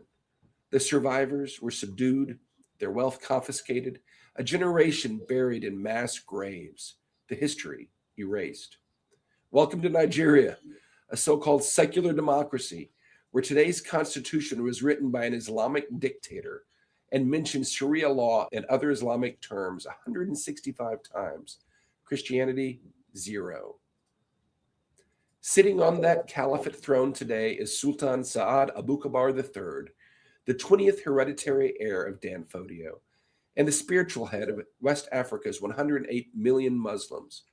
One bloodline, Muhammad to Dan Fodio to today's Sultan. 1,400 years of prophecy, waiting. Today, Islamic fundamentalists around the world believe the moment has come. The Islamic State has declared Africa their divinely empowered land. The majority of global ISIS propaganda now comes out of Nigeria. Foreign fighters from the Middle East, North Africa, the Sahel, even Europe, are streaming in as religious pilgrims, not immigrants. They believe this is where Allah has called them to die for the fulfillment of Muhammad's prophecy. Sheikh Zakzaki is founder of the Islamic Movement of Nigeria, an Iran proxy with 3 million members across Nigeria. His organization has an armed wing, documented weapons caches, and a history of mass mobilization. In February 2026, speaking in Nigeria's capital of Abuja, he declared, quote, "We are not merely waiting for the reappearance of the Imam Mahdi so that we may follow him afterwards. We are his followers today. Here's our global leader, and the affairs of the Ummah," that's the global Muslim community, "are already under his guidance." He also said, "Readiness before the reappearance is one of the central missions of the followers of the Imam Mahdi." Leading Islamic nations are actively helping build the Mahdi's launchpad in Nigeria today. Turkey just signed a major deal with President Bola Tinubu to train Nigerian troops using a group whose stated mission is to, quote, pave the way for the long-awaited Mahdi by helping the Islamic world achieve military superpower status. Iran, whose entire regime exists to hasten the Mahdi, has helped build Zakzaki's massive Islamic movement in Nigeria. Saudi Arabia spent decades building the doctrinal pipeline that birthed Boko Haram, and Qatar is the banker. The movement's toll is staggering. Since the founding of the caliphate, the start of this jihad, as many as 6 million Nigerians dead, 10 million enslaved, 25 million displaced. Since 2009 alone, 125,000 Christians slaughtered, along with 60,000 peaceful Muslims who refuse to join the jihad, according to Nigeria's human rights group, Intersociety. More than 20,000 churches destroyed. Today, 80% of all Christians killed worldwide for their faith are killed in Nigeria, most by jihadis from the same tribe, same caliphate, same prophecy, using the exact same tactics Dan Fodio used 222 years ago. Allahu Akbar.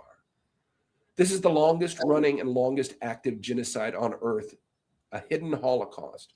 Today in Nigeria, college girls are burned to death for praising Jesus on WhatsApp, and nobody is punished. Farmers are sentenced to death for defending themselves against terrorists. The Chinese are looting vast amounts of blood minerals and funding the jihad groups to clear the land, bribing the military and political leaders to look the other way. A prisoner of conscience named Nnamdi Kanu is serving a life sentence in Sokoto prison for truth spoken in England, illegally abducted from another country and convicted under a law no longer on the books. Youth are executed in the street by federal police. Influencers who speak the truth are taken, tortured, and disappear. Thousands of men, women, and children are abducted, held in what can only be called concentration camps, many tortured and killed in sophisticated kidnapping schemes pioneered by Boko Haram. Nigeria's 50 million school children are today being forcibly indoctrinated by the government. The man in control of the nation's curriculum from preschool through college is the world's leading expert on the Islamization of knowledge, and he considers it an intellectual jihad. As many as 10 to 12 million peaceful and productive Nigerians have been forced from their ancestral lands, living and dying in the most horrible conditions imaginable, denied recognition and aid by the government. Without intervention, it is expected that as many as 50% will be radicalized in the next few years. That's 5 to 6 million more jihadis. At the same time, the government gives captured terrorists room, board, and free classes, then releases them back to the community, rehabilitated. Many are even given government jobs. Statistics show most are likely to go right back to killing. On May 16th, President Trump killed the world's #2 ISIS commander in a strike on his compound in Nigeria. Nigeria's government had given this terrorist cover officially by declaring him dead 2 years ago. But strikes alone will not stop what the jihadis believe is the fulfillment of a 1,400-year-old prophecy. The caliphate has a 222-year head start. They are hijacking the nation's inevitable rise, on track to become the third most populous nation on earth by 2050, a top 5 oil producer with $1 trillion in mineral reserves, making more movies than Hollywood and dominating the streaming charts. They see Nigeria today as the greatest platform in history for the Mahdi to finally come and conquer the world. President Trump, you must act now. You have rightly called radical Islamic jihad the greatest threat to our national security. Nigeria is the epicenter. You must know that working with the Nigerian government to end this genocide is like working with the Third Reich to end the Holocaust. You cannot stop this with sanctions. Jihadis are prepared to die for their cause. And China is more than happy to backfill any economic loss we impose on Tinubu's regime. Nigerian officials are today disarming and prosecuting defenders while arming the terrorists. They are rewarding captured terrorists while smothering millions of innocent displaced victims. They are violently suppressing truth speakers and spending millions to propagate lies in Washington. Top Tinubu administration officials have recently called the killers brothers and prodigal sons who deserve to be rehabilitated. The radicals have fully hijacked the school system with the philosophy of Boko Haram. As you have found in Iran, you cannot simply negotiate or partner with people who believe Allah has called them to fulfill a 1,400-year-old prophecy. And that is exactly what you are facing in Nigeria. But I believe you can flip Nigeria without a war. The people of Nigeria are incredible. They have unlimited potential. They rise to the top wherever they go in the world. Give them the chance to do that at home, and they will build an amazing nation, a real Wakanda, and America's greatest ally in Africa, a lighthouse of freedom in a dark part of the world. Just watch.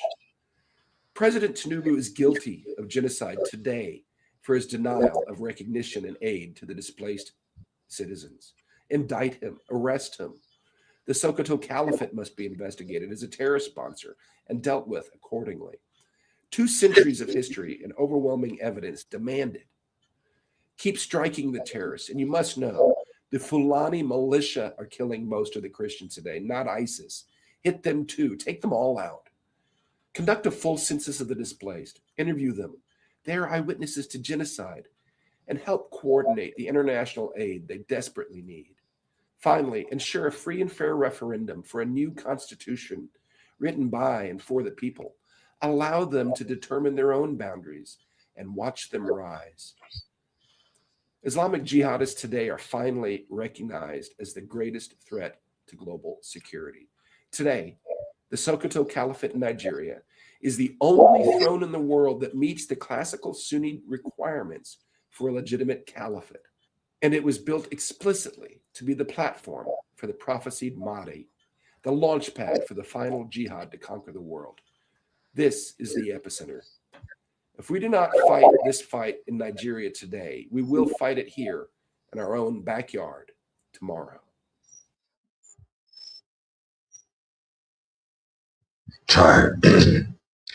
Onye aka ndị ọcha ji wee bụrụ ndị ọcha.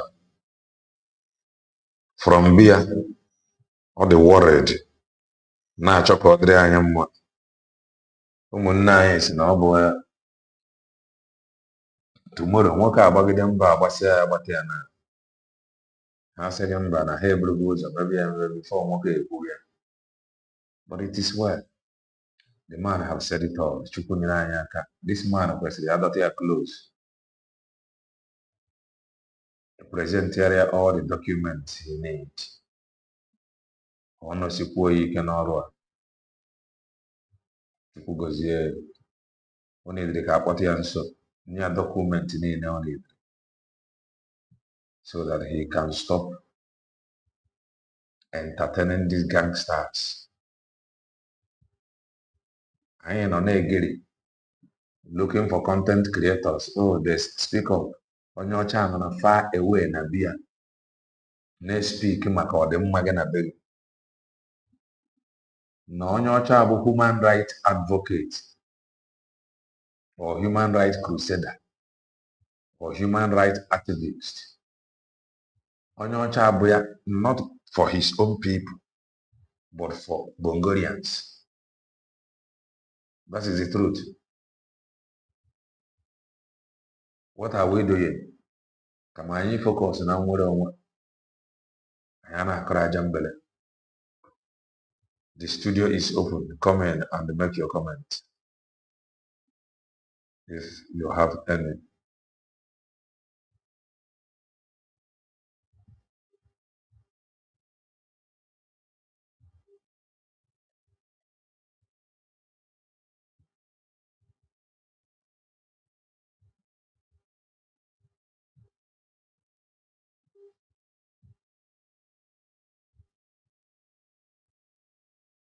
Come in and make your comments.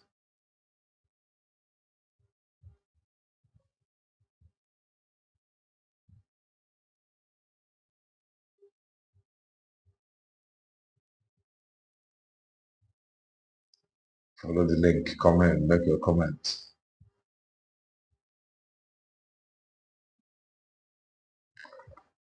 If you have any, when I want to comment, withdraw the curtain.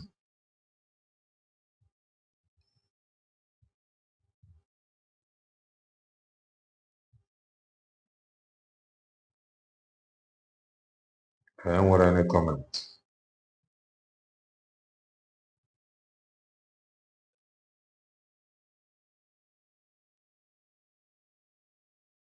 Mazi Berem Yamaka Mele, grab the mic. Hi, Mazi Kelenna, Ndewo. Hello. Asị m ka m kene gị n'aka ọlụ ọma ị na-alụ nnọọ. Try. Can you hear me? Loud and clear, go ahead, sir.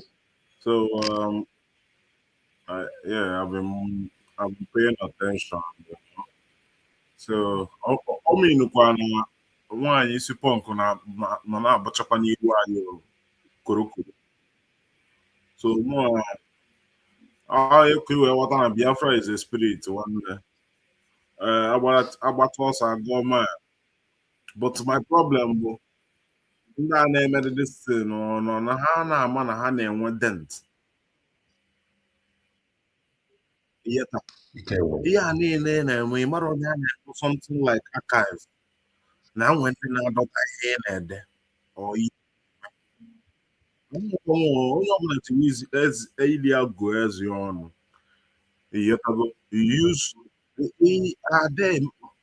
mmadụ na-amụrụ ife wute ihe mere onye ọzọ just in case eche ime anything na-eju ese ndị be anyị na-eme ebe eche ịnụ nwaanyị asị ka ajụ ese ka a mara ebe onye nwa si yetago a na-ajụ na-ese na n'ogide na-emekọta n'ịntanetị bụ fon kụwa nọnsens na ndị agụ iwe ga-efolo gị ama mbịa tọn ya bụ achịcha gị wọka you are joking. Amakwa m na iburu just buru map na-abụzie map kpagharịwazi aka na-akị ọbụla akụkọ nwaanyị ji ụmụ na daalụ ọlụ without people like you amakwa m ndị na-etara atọ because there are so many people that cannot process information in the way you break it down. So Thank you. Yeah. Thank you, Mazi Beremere. Donas Kalo. What's a poor view because you are not preaching one is your channel, France. This shows your platform is for gossiping. I wonder how you will stand before PM and Mazen Nandekano. You wonder how I will stand. I will stand before them as who? They will open a door and let them come and watch me.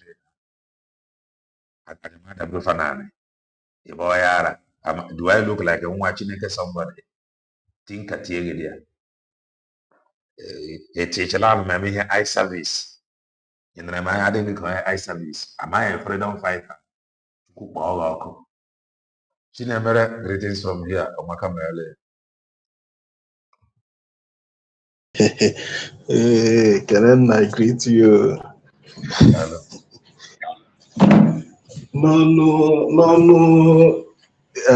Can make it interrogate going can you wonder how you our people. No, I can make interrogation as a teacher. Except we got mass again why in case you make out. Well, that is not what brought me here. When you played this woman and her like Lasuba and Co. I wrote that Bible verse, First John chapter 1, chapter 4, verse 1. Test every spirit, because this woman immediately she came on, she started crying, trying to melt those gullible people. It worked for her. It has been working for many of them, even that Lasuba of a woman. That is how she gained all these viewers, all this trust that she got before. Not anymore. I don't think the amount of people that was watching her before are still watching her. No, they are not. So this based on this kind of trying to lure our people through emotional blackmail, through all this kind of I'm a saint, and later they will show their true color. So today, Nneka is showing her true color. Can this woman, this Lasuba, also call her my sister today? Anytime that somebody come out and do this mileniru computer na azụ onye pụta ozugbo ancha nna amasị ya bịa bata na I'm inviting you nwanne mmadụ nwa Chineke amarụ na nwa Chineke a na-akpọ na obi dị n'azụ. So many of them is like that, and it doesn't last for long. That is one thing about truth. Those lies, they will start with lies. It doesn't last for long. None of them will last for long. She have gone to break. Let's see whether she will come back again. Let's see how long it will take her to come back. She said 1 week. So 1 week is just 7 days. So we are waiting. Let her come and let's know where she will start or where she will begin. So we are still waiting for her, and I will use this opportunity to encourage our people. Tomorrow is our fundraising, USB fundraising. Go there and do what you have to do. Nchekwa na banya drove easy. This all go Iran na US. I work na US is spent go more than $50 billion. More than $50 billion. $billion within a month and. So thank you, my brother. Thank you, Chinemere. Alurienne Chibuzo. Amakambele, grab the mic.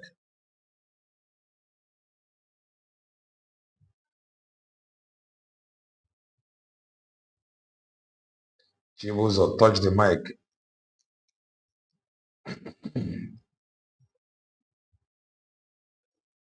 Chibuzo, can you hear me?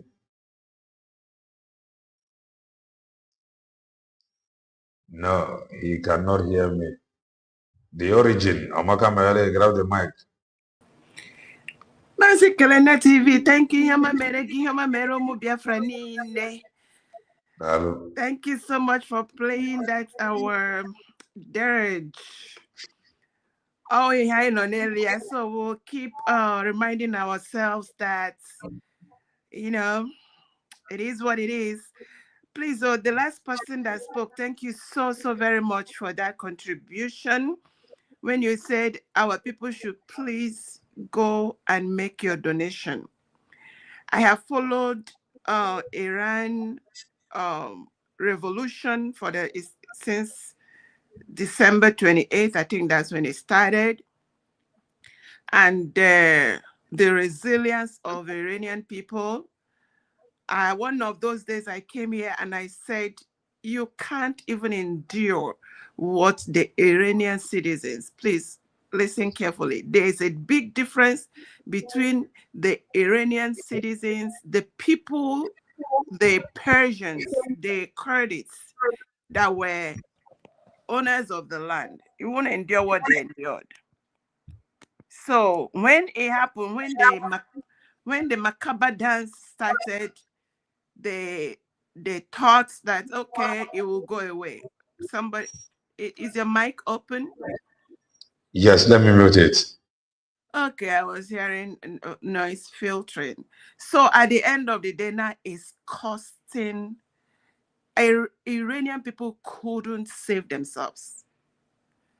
They are sure that has been in exile for the last 47 years. The young man left for education when the revolution happened, and he couldn't go back for the last 47 years. And today, by God's grace and with the help of America. Now, why is this very important? The billions of dollars that it is costing Iran. If you listen to what Mark Arnold, his message, you will see the connection between Nigeria and Iran. You will see that the money is circulating, and some people will come out and they start jumping out. Oh, where is Dr. Nkosera? We need them here. We have the money. You don't have the money.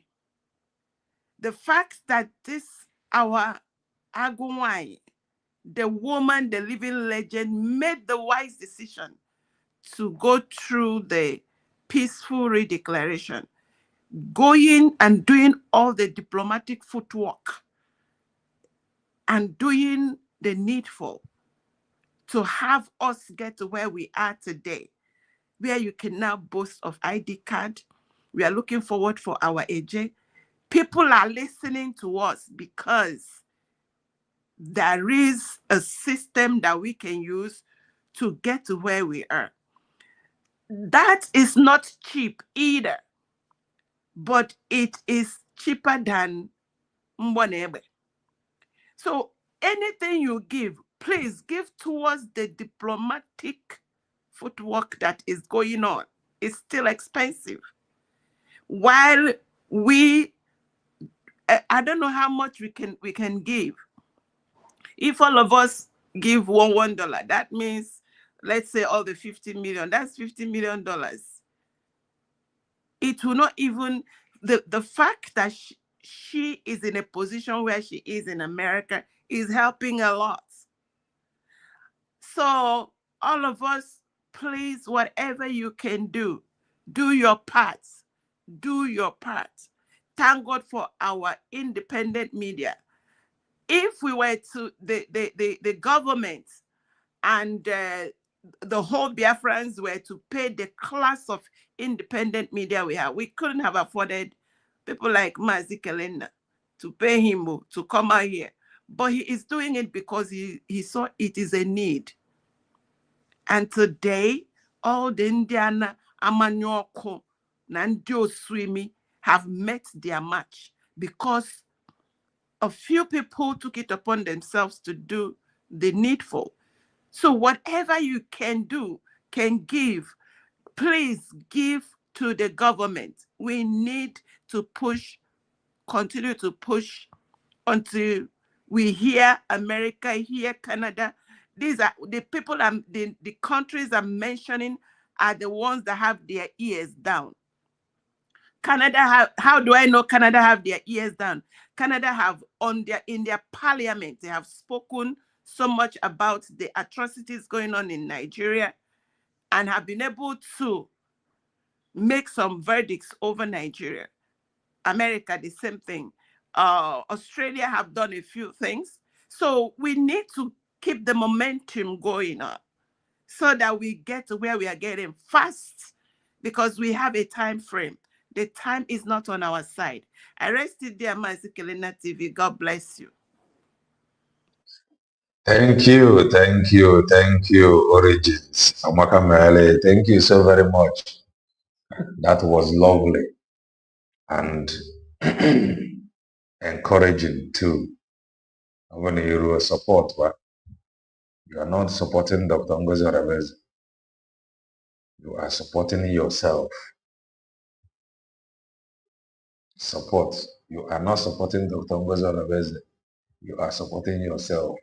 And you are not just supporting yourself. You are supporting the generation unborn. That is the truth. America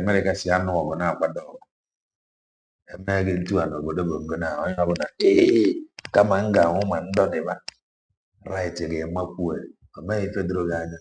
everything you take it for a joke. Well, I don't know. When I was preparing for this very program, something came into my mind. I was like, so, some independent medias take upon themselves to be showing up. You may not understand it. You may not understand it. Mana, na few people are standro. I don't know. We change again to a few people are standro. Man, there is one thing about media. Of course, they never know if only an everybody in the media the same thing. But God wanted to do it to the point when some cut the message via personal encounter. Some nere mmadụ anya before far batara. Some batara because of the truth. Ọ bụrụ na ọ dị otu a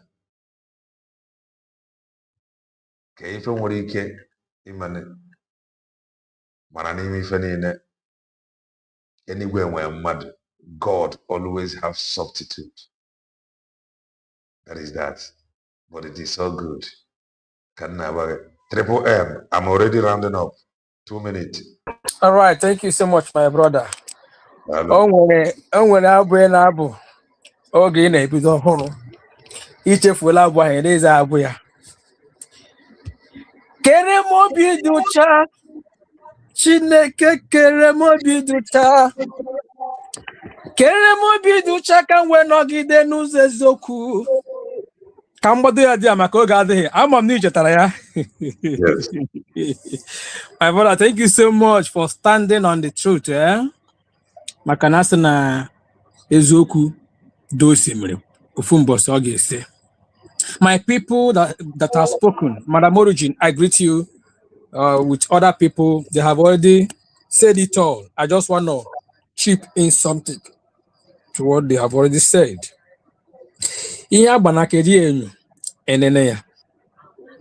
And you see, our people, you see, when we talk of this freedom, ndị Igbo, ndị nọ na Biafra, ndị hụrụ nwa na Biafran territory chọrọ nnwere onwe a.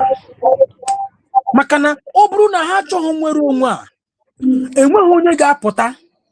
Despite ihe niile a na-eme, ma ndị dị jere ma ndị na-ejenu, enwekwe ndị ka na-asọpọtụkwa ha.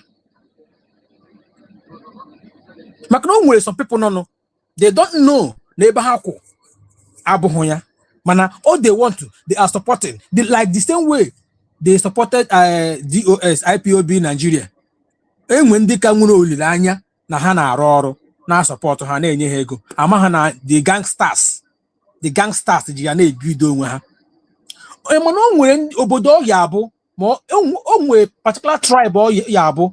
Emegide ahịa, enwe onye pụtasị na-ekwu ekwu asọ gị, ọ bụrụ ogo na eziokwu ị na-ekwu, ha ga-atụpụsịrị gị ọnụ. You're your own. Akwa ndị Igbo tu ilu, eze na-aghọrị ndị ọ na-achị, kwa mbọsị ka ọ na-etile na-agụ. Anyị ma na agụ bụ ife ọjọọ. Ọ pụta na ọ ya egbu mmadụ. Ndị ọbụla pụtasịa ka egbuo dị agụ, ọgwa ha ọmụọ ha mụ na onwe ha agụ ọfụrụ. Mana mbọsị agụ bịazi asọ rapịa nọ ka o si eti. I appreciate all the Genu Biafrans all over the world that they still stand on that gap supporting USB. Our freedom is here. We must continue to support. My sister Origin said our leader pleaded for those in America $1. If those that casted that vote, that 50 million, that self-referendum election is over 60 million. Mana, 50 million, all the last tweets, our PM tweet. Kama onaga ha kama ọ ga-akarị akarị ka hapụ iwere ọnụ ọgụgụ ya hedi igwezi ha nwụsị na ọ karịkwala ole aha ma lekwa ole anyị werela. If that 50 million people that casted that vote $1 ọkwa $50 million so ọkwa na $50 million so our people need to wake up. Ma ọkwa nwere onwe a nwanne ọ bịala. It has come. Many people na buy when you on a phone again gina agba ha okwu ha sị na n'ike Nigeria agwụla ha na Biafra Biafra ka ha na-echezi ya ozi ha nwe onwe ihe a na-eme nga just managing ihe na-enye ha obishi ike wo Biafra kana Biafra na-abịa say ha yes they should hope that Biafra is here already. They will sleep one day from Nigeria and wake up in Biafra. Thank you so much, my brother. Ebi kwudo n'ụzọ eziokwu udo dịrị gị. Thank you. Kere m obi dị ọcha, ka m wefee gị mgbe niile. Amaghị m ihe ahụ ka m ike ke na-eme m obi abụọ. Kere m obi dị ọcha, onye nwe mmadụ kere m obi dị ọcha. Kebere m obi dị ọcha ọfụma mara m kere m obi dị ọcha. Kebere m obi dị ọcha ka m wee kwụrụ n'ụzọ eziokwu. Chineke bụ otito dịrị gị. Amaghị m ihe ahụ ka m ike, Chineke amaghị m ihe ahụ ka m ike. Amaghị m ihe ahụ ka m ike, agụ na-eche mba amaghị m ihe ahụ ka m ike. Amaghị m ihe ahụ ka m ike ke na-eme m obi abụọ. Ezi nna m otito dịrị gị. Ọ ya ka iji ekpere all lovers of truth ekpere. Ya ka iji ekpere all supporters of truth ekpere, that you will never know lack. You will never know shame. Aka eze chi okike abịa amadị ike dị ire ga-azọpụta gị. The Origin said something. Ọ sị na Canada ekwue n'okwu. Ọkwa ezie, I want to see from the comment section. Canada ekwue n'okwu. Canada ekwue n'okwu. Fast na ihe a bụ terrorist organization. Canada ekwue n'okwu. That is to say, na ọ bụrụ na atọtọrọ ikwu ofe fa aka na-ekwu okwu. America ekwue n'okwu. Mana the confusion and the interest gbagotere. Ya bụ na atụtọrọ ikwu ofe fa ga-ekwu okwu. Australia the same thing. So mba ụwa have seen. The only thing anyị need ime bụ ka anyị puchuo hada. Ka anyị puchuo gịnị hada. Anyị puchukwo mụọ hada. Ife a na-egwe ihe a ome. Mana ili okere ka akọrọ 100 men leadership CRC BGC. Egman na nke ikpeazụ a agbara m.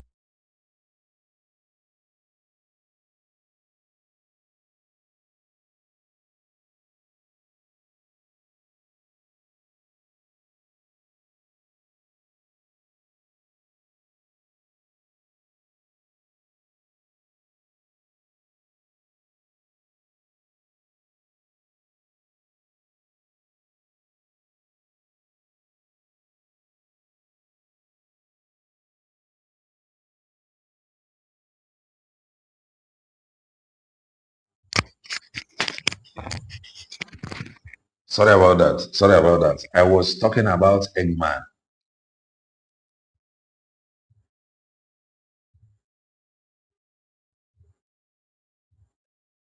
On to according. I was talking about Eggman. The sound is back now. He's back. So now I'm not for Eggman the Kiana and keep as well. I'm not for you. Manoya feel when you deliberately undermine the truth. Consequences are with them. That is the truth. Now depopulating their population is a task that is ongoing. Heavenly immigration border control. Akaji of Chukwu Gikabia, hope you are good. Amaka Mary Bobibo. Amaka Mary all of us of truth. Amaka Mary all supporters of truth. Kwechiri. Omogo nde kwusiri okwu. The only thing for na ka imekwu efa kafa kwuo mo. Ka oba that is ka ochiko. And the kafa na-ekwu okwu ka anyị ga-adị ready to act. Fa kwusie okwu ma ọ bụrụ na anyị ejiri okwu fa mee ife o nwere isi. So we must be ready to act so that ozugbo fa na-ekwu okwu anya na act. If you ochiko, never hatred by the side. Support US being declared. Dr. Ngozi Olabeze have that declaration. Mariano Osinto Jida Kwambochi se kaya serie So support you has really declared. I remember and I go say so. Omaka mere all of us of truth, mere all supporters of truth. Osim na naanị obi na Chukwu ga-emere ya amara maka na chi anyị ebe onye amara na onye ngozi. Ọ ga-egosi gị amara. Your household ọ ga-egosi gị amara. Ọ dịkwa na rekọd ọ maka na anyị nọ ka iji wee nọrọ. And ọ maka na ị nọ ka iji wee nọrọ. Chukwu ga-emere ya amara. Chukwu ga-eneta ya. Chukwu ga-edube gị. Chukwu ga-echebe gị. Chukwu ga-echere gị. Chukwu ga-eburu gị ụzọ. Chukwu ga-ebere gị azụ. N'ime ife niile, our dream, may it come true. Na heze Chukwu abịa mapụrụ ime ihe niile. Ise, stay blessed and bye for now.